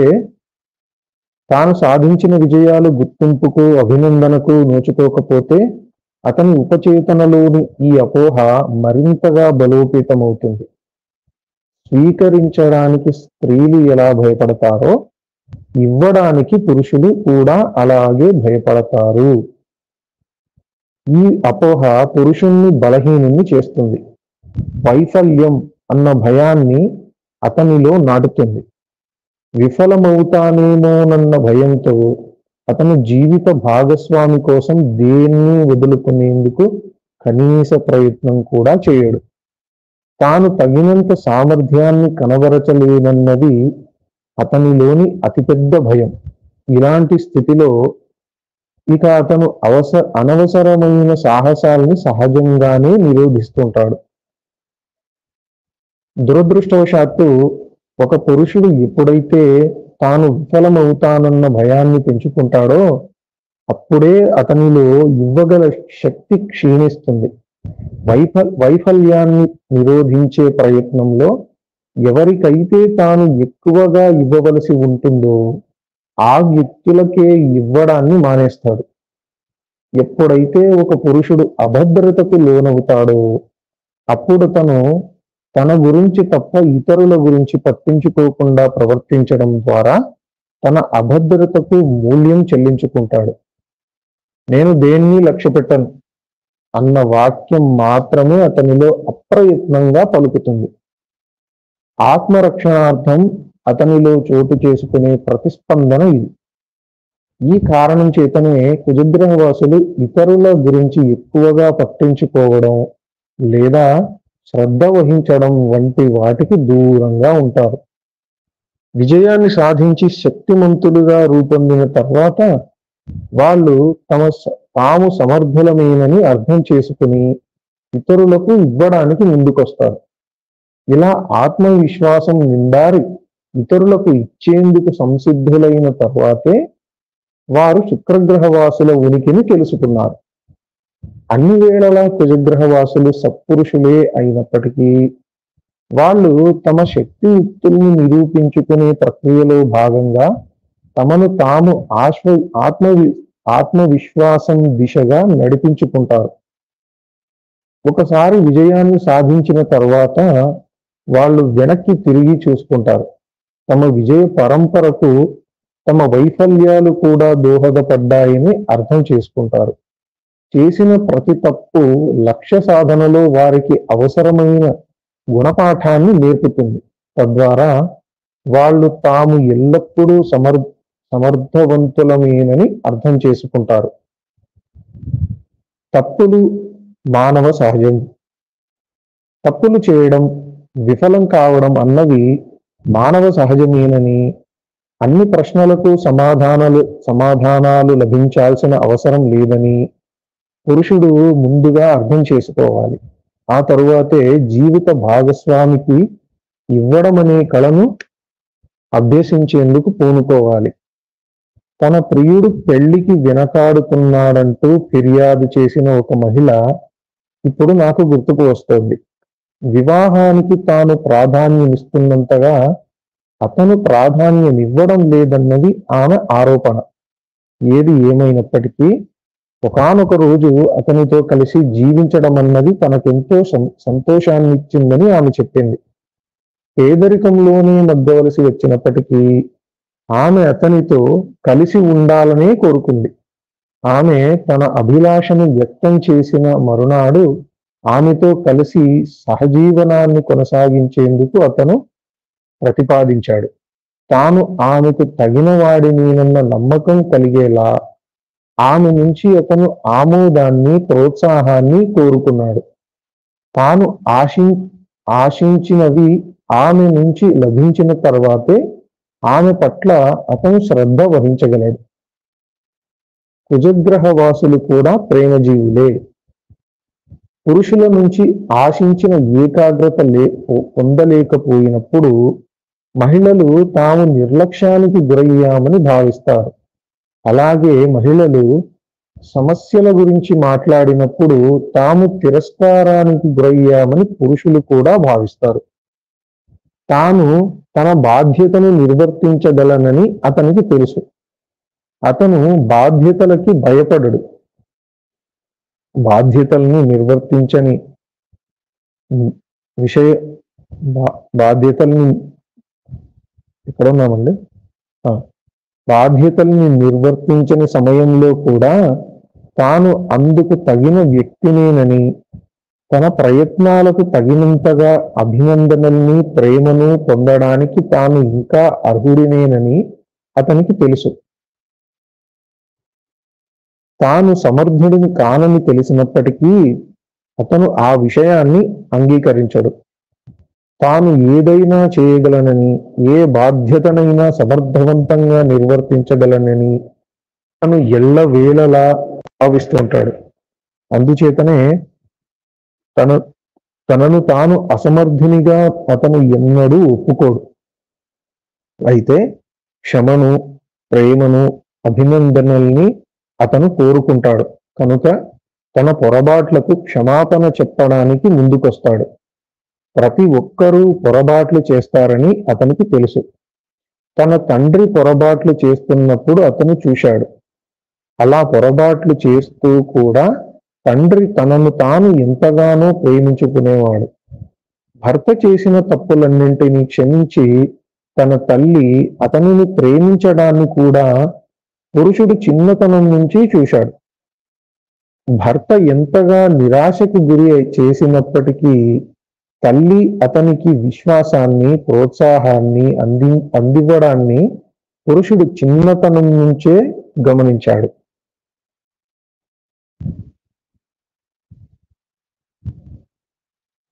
చాలా మంది పురుషులకు చిన్నతనంలో విజయవంతమైన, స్ఫూర్తిదాయకమైన ఆదర్శవంతులు, గురువులు దొరకరు. పురుషులకి సంబంధించినంత వరకు ప్రేమించడం, ఆ ప్రేమలో స్థిరంగా నిలబడడం, పెళ్లి చేసుకోవడం, కుటుంబాన్ని కలిగి ఉండడం అన్నవి ఎలాంటి శిక్షణ లేకుండా ఒక పెద్ద విమానాన్ని నడపడం లాగే ఉంటుంది. విమానాన్ని అతను గాలిలోకి లేపగలడు, కానీ అది ఖచ్చితంగా కూలిపోతుందని అతను నమ్ముతుంటాడు. ఒక విమానాన్ని పదే పదే కూల్చివేసిన తర్వాత ఆకాశంలో దాన్ని నిరంతరాయంగా నడపడం కష్టసాధ్యమైన పని. మీ తండ్రి తన సంసారం అనే విమానాన్ని కూల్చివేస్తుండగా మీరు చూసినట్లయితే, ఇక సంసారం అనే విమానాన్ని నడపడం మీకు పూర్తిగా గగనమైపోతుంది.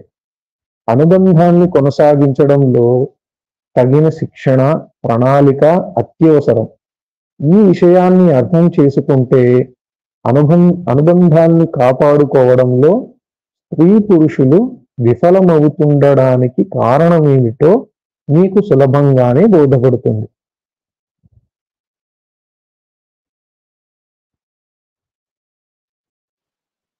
ఇది మీకేం అర్థమైందో చెప్పగలరా అండి ఇక్కడ దాకా?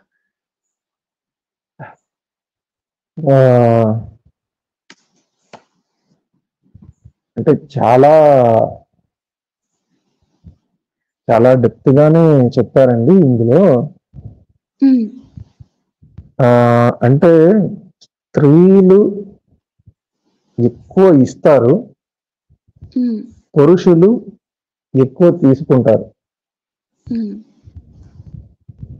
కానీ ఇచ్చి ఇచ్చి అలసిపోయి ఎప్పుడైతే ఎక్కువ అలసిపోతారో ఉమ్, అప్పుడు ఆ వాళ్ళు ఏమంటారు, అయిపోయింది, ఇంకా నేను అలసిపోయినా, I can give no more అనే స్టేజ్కి ఎప్పుడైతే వస్తారో అది పురుషుడు గ్రహించి వాళ్ళకు ఇవ్వడానికి పూనుకొని ముందుకు రావాలి.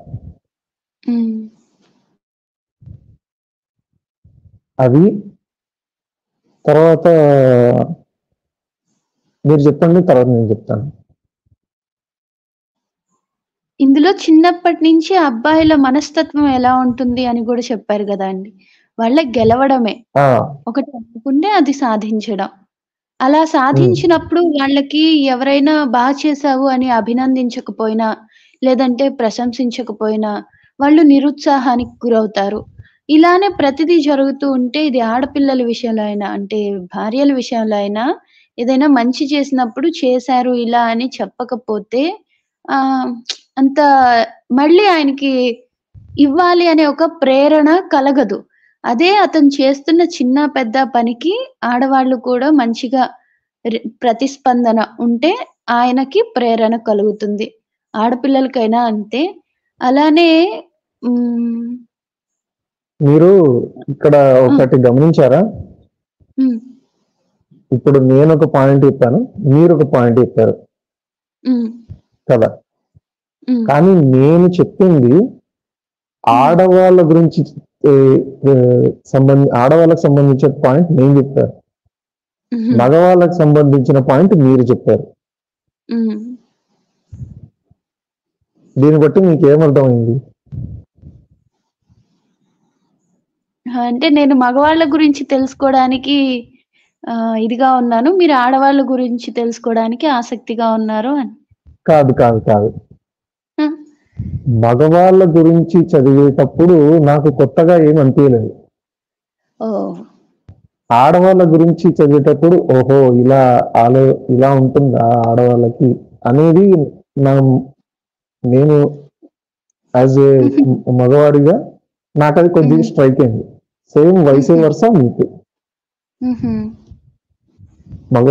మగపిల్లలు చిన్నతనంలో ఎలా ఉంటారు అనేది మీకు స్ట్రైకింగ్ పాయింట్ లాగా ఉంది. నాకు ఆడవాళ్ళకి సంబంధించిన పాయింట్ నాకు స్ట్రైకింగ్ గా అనిపించింది. ఎందుకంటే మగపిల్లలకు జరిగేది నాకు కామన్ అనిపిస్తుంది. అవును, మగపిల్లలు ఇట్లాగే కదా ఉండేది, చిన్నప్పటి నుంచి హ్మ్. వాడు తీసుకుంటూనే ఉంటాడు, హ్మ్. మొండిగా ఉంటాడు. అంటే వాడి ఎనర్జీని, వాడి కెపాసిటీ బిల్డింగ్ దీంట్లోనే ఉంటది వాడి ఇదంతా. హ్మ్. ఆడవాళ్ళకి పెరిగే కొద్దీ ఇస్తూ ఇస్తూ ఇస్తూ ఆ, పెరిగి పెద్ద అయిన తర్వాత పెళ్లి చేసుకున్న తర్వాత తన జీవిత భాగస్వామితో ఎలా అనుకూలంగా ఎలా తనని తాను మలుచుకోవాలో అది నేర్చుకుంటుంది ఆమె అక్కడ, హ్మ్. చిన్నతనం నుంచి. హ్మ్. అది అవునండి. ఇంకేమైనా చెప్తారా మొత్తానికి అండి? మొత్తానికి 10 ఏళ్ళు పడుతుందంటండి ఆమె తెలుసుకోడానికి. ఆమెకేం గావాలి? ఆమె ఏం కోల్పోయింది? ఇలాంటి రకరకాల ఇది. అంటే ఈ పుస్తకం చదవని వాళ్ళకండి ఇది. హుహు. ఈ పుస్తకం చదువుతున్నారు కాబట్టి మీరు కొద్దిగా త్వరగానే తెలుసుకుంటారు. సో హ్మ్. దాన్ని ఎలాగా మౌల్డ్ చేసుకోవాలో అలాగ మౌల్డ్ చేసుకోగలరు అనేది హ్మ్. నా విశ్వాసం. అవునండి. ఈవెన్ మగవాళ్ళైనా కానీ ఈ పుస్తకం చదివినప్పుడు ఓహో ఆడవాళ్ళు ఇలా ఉన్నారు, ఇలా అంటే వాళ్ళు ఏం చెప్తున్నారు, వాళ్ళ హ్మ్. మైండ్ సెట్ ఎలా ఉంది, వాళ్ళ మూడ్ ఎలా ఉంది, వాళ్ళు హ్మ్. ఇప్పుడు ఏం కోరుకుంటున్నారు ఎగ్జాక్ట్లీ హ్మ్. అనేది అర్థం చేసుకోవడానికి మంచి పాయింట్స్ ఇందులో ఉన్నాయన్నమాట. హ్మ్. ఆడవాళ్ళు ఎప్పుడూ ఇచ్చి, ఇచ్చి, ఇచ్చి చివర్లో ఇవ్వడం అయిపోయింది. ఇక నీతో ఉండలేను, వెళ్ళిపోతాను అనేదానికంటే ముందు మేము ఇలా ఉన్నాము, మా కష్టం ఇది అని చెప్పడం కూడా నేర్చుకోవాలి. ఒకసారి ఆడవాళ్ళు అలా చెప్తున్నారంటే వాళ్ళ మీద ఇంకాస్త స్పెషల్ ఇంట్రెస్ట్ అన్నది పెట్టగలగాలి మగవాళ్ళు. లేదు అంటే చివరికి అది విడాకులకే దారితీస్తుంది. అయినా ఆడవాళ్ళు ఇప్పుడు కొంచెం మారారు. అంతా ఇవ్వడం అని ఉమ్. కాకుండా ఆహ్, ఎందుకివ్వాలి? అంతా ఇచ్చి ఎ ఎన్ని ఆ! ఎన్ని రోజులు ఇలా ఇవ్వడం కాదు, కష్టపడాలి? ఇవ్వడం కాదండి, అంతా లాగేసుకుంటున్నారు ఇప్పుడు. అవునండి. ఉమ్. ఒకప్పుడు ఇచ్చారు కదా! అందుకని ఇప్పుడు లాగేసుకుంటున్నారు. ఒకప్పుడు ఇచ్చిన వాళ్ళు ఎవరండి? ఆ కాలం ఆడవాళ్ళు, ఈ ఆ! కాలం ఆడవాళ్ళు, వాళ్ళు వేరే వీళ్ళు వేరే. అప్పట్లో ఇచ్చారు కాబట్టి ఇప్పుడు లాక్కుంటున్నారు. అప్పుడు ఇచ్చింది ఆడవాళ్ళే, ఇప్పుడు లాక్కునేది ఆడవాళ్ళే. అంతే ఆహా. అండి. ఏదేమైనా ఆడైనా, మగైనా సర్దుకుపోవాలి, అర్థం చేసుకోవాలి. అంతకంటే ముందు ఆడవాళ్ళు పెరిగిన తీరు వేరు, మగవాళ్ళ ఆలోచన వేరు. కాబట్టి ఒక్కసారిగా పెళ్లి ఎగ్జాక్ట్లీ. అన్న దాంట్లో అంతా సినిమాల్లో ఉన్నట్లే ఉంటది అని అనుకోవడం పొరపాటు. మగవాళ్ళని అర్థం చేసుకోగలగాలి, ఆడవాళ్ళని అర్థం చేసుకోగలగాలి. దానికి తగినట్టుగా జీవితాన్ని మలుచుకోవాలి. మీకే ఈ పుస్తకం అంటే ఎలా అనిపిస్తుంది ఇప్పటిదాకా చదివిన దానికి? మీకేమన్నా కొత్తగా అంటే ఆ! అంటే ఈ ఫైండ్ పుస్తకం ఎనీథింగ్ ఇంట్రెస్టింగ్? చదివేదాకా మా ఆయన ఒక్కడే అలా ఉంటాడేమో అనుకున్నాను. కానీ హ్మ్. అందరూ మగవాళ్ళు అంతేనని అర్థమైంది. అంతే అండి. అంటే అందరూ మామూలుగా ఈ అంటే ఇది లక్షణాలన్నీ కొంచెం ఆ! అంటే ఇది కొంచెం నెగెటివ్ కానోటేషన్ లో వస్తుందండి మీరు చెప్పింది పాయింట్. ఆహా! మా ఆయన మాత్రమే ఇలా అంటున్నా, అందరు మగవాళ్ళు ఇంతే అని అంటే హ్మ్. అంటే మీరు నెగిటివ్ చెప్తున్నారా, పాజిటివ్ గా చెప్తున్నారా, కన్ఫ్యూజన్ నెగెటివే లో ఉన్నాను. చెప్తున్నానండి. నెగిటివ్ నెగెటివ్ అంటే చెప్తున్నారా? నెగెటివ్‌నే. హ్మ్. అయ్యో, ఎలా అండి ఇట్లయితే? హ్మ్. ఇంక అంతే గదా అండి. ఆ, అదేంటండి అలా అంటారు? హ్మ్. మామూలుగా అంతే అండి. ఎందుకు ఇలా ఒంటరి ఇప్పుడు గుహలోకి వెళ్ళిపోతారు? ఎందుకు చెప్పరు? ఎందుకు మాట్లాడరు? ఎంత అర్థం చేసుకోవడానికి ప్రయత్నం చేసినా, ఎంత ఇస్తూ ఉన్నా, ఏంటి ఇది అని చూడండి, అనుకునేదాన్ని. ఇక్కడ హ్మ్. ఒక పాయింట్ చెప్తాను మీకు. హ్మ్. ఆ మగపిల్లల గురించి మీరు చెప్పారు ఏంటి, హ్మ్. పెరిగేటప్పుడు ఇలా ఉంటారు వాళ్ళు, హ్మ్. ఆ మొండిగా ఉండడం, శక్తి హ్మ్. హ్మ్. సామర్థ్యాలను ప్రదర్శించాలని హ్మ్. ప్రయత్నించడం, ఏదైనా హ్మ్. ఒక పనిని సాధించడం.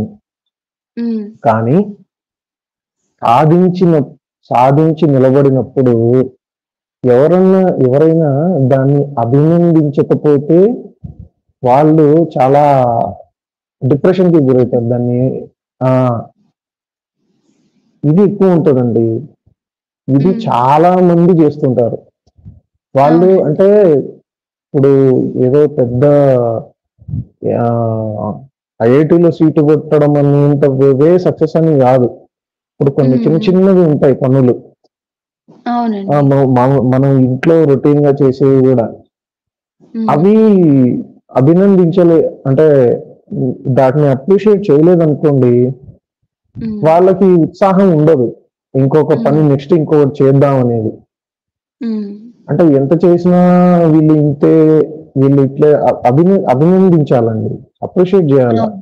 వాడు కష్టపడి అవును. ఏదో ఒకటి చేసినప్పుడు అప్రిషియేట్ చేయగలగాలి. హ్మ్. అది చెయ్యరు చాలా మంది. అక్కడ అవును. వాడు నెక్స్ట్ ఇంకా వేరేది ఏదన్నా చేద్దాము అని ఆలోచన వాడు కోల్పోతాడు. అవును. ఇది కూడా ఉంటుందండి. ఇది కూడా చానా ఇంపార్టెంట్ పాయింట్. హ్మ్. మీరేమంటున్నారు? మేము ఇంతే ఇచ్చి అని అంటున్నారు. కానీ ఇతని మెంటాలిటీ ఎట్లా ఉంటది? అది కూడా ఇప్పుడు మీరు అదే అండి. అదే ఎంకరేజ్ నేను చేసి అనుకునేదాన్ని. అప్రిషియేట్ చేశారనుకోండి, హ్మ్. వాడికి ఇంకా చేయాలి. ఇంకా నెక్స్ట్ టార్గెట్ ఇంకా నేను ఏమేం చేయాలి? అసలు ఇంకా హ్మ్. ఏ ఏం సాధించాలి? ఏం తీసుకురావాలి? ఏం పోగేయాలి? ఏమి హ్మ్. ఏమేమి సాధించాలి? ఇటువంటివి ఇంకా ఎక్కువ థాట్స్ వస్తాయన్నమాట. హ్మ్. ఎప్పుడు ఏం తీసుకొచ్చినా ఇంతేనా? ఇంతేనా? ఇది ఒకటి. ఇదొకటి పెద్ద చేశావు. అలా అంటున్నారనుకోండి, అది ఆత్మ న్యూనత భావం అంటారు చూడండి. హ్మ్. దాంట్లోకెళ్ళిపోతారు. హ్మ్. అసలు ఒక్కసారి దాంట్లోకెళ్ళిపోయినారంటే, దాంట్లోంచి బయటికి రావడం ఆడవాళ్ళకి ఈజీ ఏమో గానీ, మగవాళ్ళకి చాలా చాలా కష్టమండి. హ్మ్. అంటే ఒక లైన్ గూడా వస్తది. అసలు అన్నీ కోల్పోయిన వాడిలాగా ఉంటాడు అని అంటే ఇంక మొత్తం అవును. ఆ! దేవరిస్తాడు. ఆ! అలా ఉంటాడు. అలా ఉంటది వాడి మైండ్‌సెట్. అవునండి. అదండి విషయం. వాడి అదే. కష్టానికి హ్మ్. ఒక అప్రిషియేషన్ చూపించాలి ఖచ్చితంగా. అది అవును. ఇంట్లో వాళ్ళైనా, జీవిత అవును. భాగస్వామైనా, నువ్వింతేనా చేసేది? నీ వల్ల ఇదేనా అయ్యేది? ఇలాంటివి ఎత్తి పొడుస్తా ఉన్నారనుకోండి ఆడవాళ్ళు, ఎత్తి పొడవనవసరం వాడు లేదండి. ప్రేమగా చెప్పినా గూడా నన్నెత్తి పొడిచారు అనుకుంటాడు మగపిల్లాడు. సో, అంటే అంటే ఇందాక మనం అది అనుకున్నాం కదా! చెప్పాల్సిన పద్ధతిలో చెప్పాలండి. లేదు లేదండి. ఇప్పుడు చెప్పాల్సిన హ్మ్. పద్ధతి అనన్నా, లేదు అది చెయ్యకు అలా చేస్తే మనం నష్టపోతాం అని చెప్పామనుకోండి, హ్మ్. ఆలోచించి ఇది నష్టపోతామా? అందుకని చెప్తున్నారా? అని అనుకోడు. నాకు తెలీదు. నాకేం తెలీదు. ఈవిడకే అన్నీ తెలుసు. కాబట్టి నాకు ఇలాగా సలహాలిస్తుంది. నాకేం తెలివి లేదా? నేనేం చేయలేనా? నష్టపోయే పని నేనెందుకు జేస్తాను? ఇలా రిసీవ్ చేసుకుంటారు. అదే గదా! ఇప్పటిదాకా చెప్పారు. వాళ్ళకి రిసీవ్ చేసుకోవడం తెలీదు. ఇంకా ఏ మాట చెప్పినా ఎంతసేపు నన్ను తక్కువ జేశారు. నాకు తెలీదనుకున్నారు. ఇంకా ఇదేనా? అదేనా? అన్నట్లు రిసీవ్ కాదండి. చేసుకుంటారు. మీరేమన్నారంటే వాళ్ళకి రిసీవ్ చేసుకోవడమే తెలుసు. యాక్చువల్‌గా మీరు కొంచెం రివర్స్ చెప్పారు. హుహు. రిసీవ్ లేదండి. వాళ్ళకి చేసుకోవడమే ప్రేమని ఎక్కువ. రిసీవ్ చేసుకోవడం తెలుసో లేదో నాకు తెలీదు గానీ, మాటని రిసీవ్ జేసుకోవడం వాళ్ళకి చేత గాదు. వాళ్ళు విషయం ఏం ఆ! చెప్తున్నారు అన్నది మీరు తెలుసుకోరు. నన్నే ఈ తప్పు పాయింట్ పట్టారు అంటారు. ఈ పాయింట్ మళ్ళీ ఫస్ట్ చాప్టర్‌కో, సెకండ్ చాప్టర్‌కో ఎళ్ళిపోతది. దాంట్లో హ్మ్. విమర్శ, సలహా ఈ 2 హ్మ్. పాయింట్ల గురించి చెప్పారు. అవును. అది కన్‌స్ట్రక్టివ్ క్రిటిసిజం అయినా గూడా తట్టుకోలేడు అదే అండి. మగవాడు. అదే చెప్తున్నాను. సో, అదే అందుకని హ్మ్. ఇంకా ఉమ్, జాగ్రత్తగా ఉండాలి. ఇది మా ఇంట్లోనే ఉమ్. అనుకున్నాను. ప్రతి ఇంట్లోనూ ఇలానే ఉంటుందని ఇప్పుడు ఈ పుస్తకం చదివితే తెలుస్తుంది. అప్పటికి అవునండి, ఇక నేను దాదాపు. ఈ పుస్తకం చదవక ముందే నాకు తెలుసు. ఏ మనిషిని కూడా ఉమ్, అది తక్కువగా మాట్లాడినా, ఒక మాట అన్నా వాళ్ళు బాధపడతారు. అప్పుడు నెక్స్ట్ పనికి వాళ్ళకి మోటివేషన్ ఉండదు. చిన్న పనైనా సరే మనం చాలా మంచిగా, ప్రేమగా దాన్ని ప్రోత్సహించాలి. 2 తప్పు చేసినా క్షమించాలి. ఆ క్షమించడం వలనే అది కొన్ని రోజులకి, కొన్ని సంవత్సరాలకి ఆ మనిషిలో అవతల మనిషిలో తిరిగి అది ప్రేమగా వస్తది. ఇది ఇన్‌స్టాంట్‌గా వచ్చే ఎమోషన్స్, ఫీలింగ్స్ కాదు. కాబట్టి తప్పులైనా సరే భరించాలి, క్షమించాలి. అది ఒక ఆడపిల్లగా నేను చేయగలగాలి. అలా చేస్తే లైఫ్ లైఫ్ అంటే సంసారం బాగుంటుంది. కాదు అంటే విడాకులు. నీ లైఫ్ నీది. నా లైఫ్ నాది అన్నట్టు ఉంటుంది అని నేను మొదటి నుంచి అవి అనుకున్నాను. వాటిని నేను ఫాలో అవుతూనే ఉంటాను. నేను అంతగా ఫాలో అయినా సరే, ఇంకా ఆయన నమ్మకం కలగలేదు. అంటే ఎలా కలగలేదు అనంటే, ఇందాక ఎవరో ఒకరు చెప్పారు గదా! పెళ్లి జేసుకోవాలి అనుకుంటే అతను చేసుకోవట్లేదు అని. ఆ, తర్వాత ఆమె ఆ, డబ్బులు లేకపోయినా కూడా నీతోనే ఉంటాను అని చెప్పి, అప్పుడు తర్వాత సహజీవనానికి ఒప్పుకున్నాడని. అలా ఆ మగ మనిషికి ఎవరికైనా సరే, ఆ భర్తకి ఆడపిల్ల మీద పూర్తి నమ్మకం ఒచ్చినప్పుడు, ఇక అప్పుడు చెప్పుకుంటారేమో. ఇది కష్టం, ఇది అలా అలా, ఇలా ఇలా అని. కరెక్ట్ అప్పటిదాకా చెప్పారండి. ఆడపిల్లలు అటు కరెక్ట్ ఇటుగా చెప్పారు. ముందుకు తీసుకెళ్ళాలి లైఫ్‌ని. హ్మ్. అంటే అంతే. ఒకప్పుడు ఏంటంటే చెప్పండి. అంతే అండి. అయిపోయింది నేను చెప్పడం. ఆ! అంటే ఒకప్పుడు ఆహ్, మ్యారీడ్ కపుల్ ఒకలాగున్నారు. ఇప్పుడేంటంటే ఫెమినిజం ఇవన్నీ వచ్చేసరికి జెండర్ ఈక్వాలిటీ అని నేను ఆహ్, ఒక నేను గూడా ఏం తక్కువ అన్న అంటే ఆహ్, కొన్ని కొన్ని టర్మ్స్ మనము కన్‌ఫ్యూజ్ అయితుంటామండి. ఈక్వాలిటీ, ఈక్విటీ, ఫ్రీడమ్, లిబర్టీ ఇవి ఆహ్, ఇవి ఎలాంటివంటే పదాలు అదే అర్థమొచ్చే విధంగా కనపడే వేర్వేరు పదాలు, వేర్వేరు అర్థాలవి. అవే అర్థాలు వచ్చే పదాలుగా కనపడతాయి కానీ, వాటి అర్థాలు పూర్తిగా వేరే, వాటి తత్వం వేరే ఉంటది.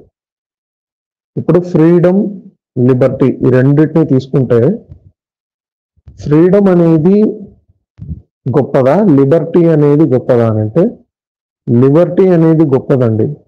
ఫ్రీడమ్ అనేది మనం ఎక్కువ తీసుకుంటే అది మనల్ని డిస్ట్రాయ్ చేస్తుంది. ఎక్కువ ఫ్రీడమ్ ఉండకూడదు. అది ఎవరికైనా సరే. అదే లిబర్టీ అనుకోండి, లిబర్ లిబర్టీ అనేది మనల్ని లిబరేట్ చేస్తుంది. అంటే మన మానసికంగా ఉన్న ఒత్తిళ్లను మన మనకు మానసికంగా ఉండే కొన్ని రకాలమైన ఆహ్, సంకెళ్ళను అది తెంచేస్తుందనమాట. తెంచేసి దాని నుంచి ఒక బ్రాడర్ వరల్డ్‌లోకి మనం వెళ్తాం. ఓహో! ఇదే కాదు జీవితం అంటే ఇంకా ఉంది అనే దృక్పథంలోకి తీసుకువెళ్ళేది లిబర్టీ. కానీ ఫ్రీడమ్ అనేది నేనేమైనా ఏం చేసినా నన్నెవడు అడగకూడదు. నా ఇష్టం వచ్చింది చేస్తా. నువ్వెవరు అడగడానికి? ఇది ఫ్రీడమ్ అనేది ఎక్కువయిందనుకోండి, అది మనల్ని డిస్ట్రాయ్ చేస్తదనమాట. అట్లా చాలా, చాలా ఉన్నాయండి. ఈక్వాలిటీ, ఈక్విటీ ఇలాంటివన్నీ అనమాట. సో, వాటిని మనం చాలా కాషియస్‌గా ఎక్కడ మనం దేన్ని యూజ్ చేసుకుంటున్నాం, ఎక్కడ మనం దేన్ని ఉపయోగించుకోవాలి, ఎక్కడ మనం దేన్ని వదిలేయాలనేటివి తెలుసుకోగలగాలి అనేది నా ఉద్దేశ్యం అండి. ఏమంటారండి? అవునండి. అంతే. హ్మ్. అంతే అండి. ఇప్పుడు ఇంకా హస్బెండ్ అండ్ వైఫ్ విషయానికి వస్తే ఈగో వార్ అనేది ఉండకూడదండి. ఫస్ట్ ఆఫ్ ఆల్ ఈ ఈగో వార్స్ ఇప్పుడు ఇవి మనం అంతా డెప్త్ అనాలిసిస్ తీసుకుంటున్నాం, కానీ ఈ ఈగో వార్స్ అనేవి ఏం చేస్తాయంటే జీవితం అంతా ఈ ఈగో వార్స్ తోనే సరిపోతుంది. సంసారం చేయరు, ఎవరు కాపురం చేయరు. ఈ ఈగో వార్స్ తోనే నడుచుకుంటూ పోతే ఇంకా మనం బ్రతికేది ఇప్పుడు సర్వైవల్ కి లివింగ్ కి రెండు పదాలు ఒకేలా కనపడతాయి, కానీ రెండిటి మధ్య చాలా డిఫరెన్స్ ఉంది. ఇందాక లిబర్టీకి ఫ్రీడమ్కి చెప్పినట్టే సర్వైవింగ్ అంటే జస్ట్ బతకడం, అంటే చచ్చిపోకుండా బ్రతకగలగడం, దాన్ని సర్వైవింగ్ అంటారు. అదే లివింగ్ అంటే జీవించడం, అంటే ఒక సంపూర్ణంగా, అంటే అన్ని మౌలిక సదుపాయాలు మనకు ఉండి వాటిని ఉపయోగించుకుంటూ సక్రమమైన సంతోషకరమైన జీవితాన్ని జీవించడం, అది లివింగ్. అది అంతేనండి. అవునండి. లైవ్ ఇక ముగిద్దామా అండి? ఓకే అండి. ఇది 4 అధ్యాయం. 5వ అధ్యాయం రేపు చదువుకుందాం. అందరికీ జయ శ్రీరామ. స్వస్తి.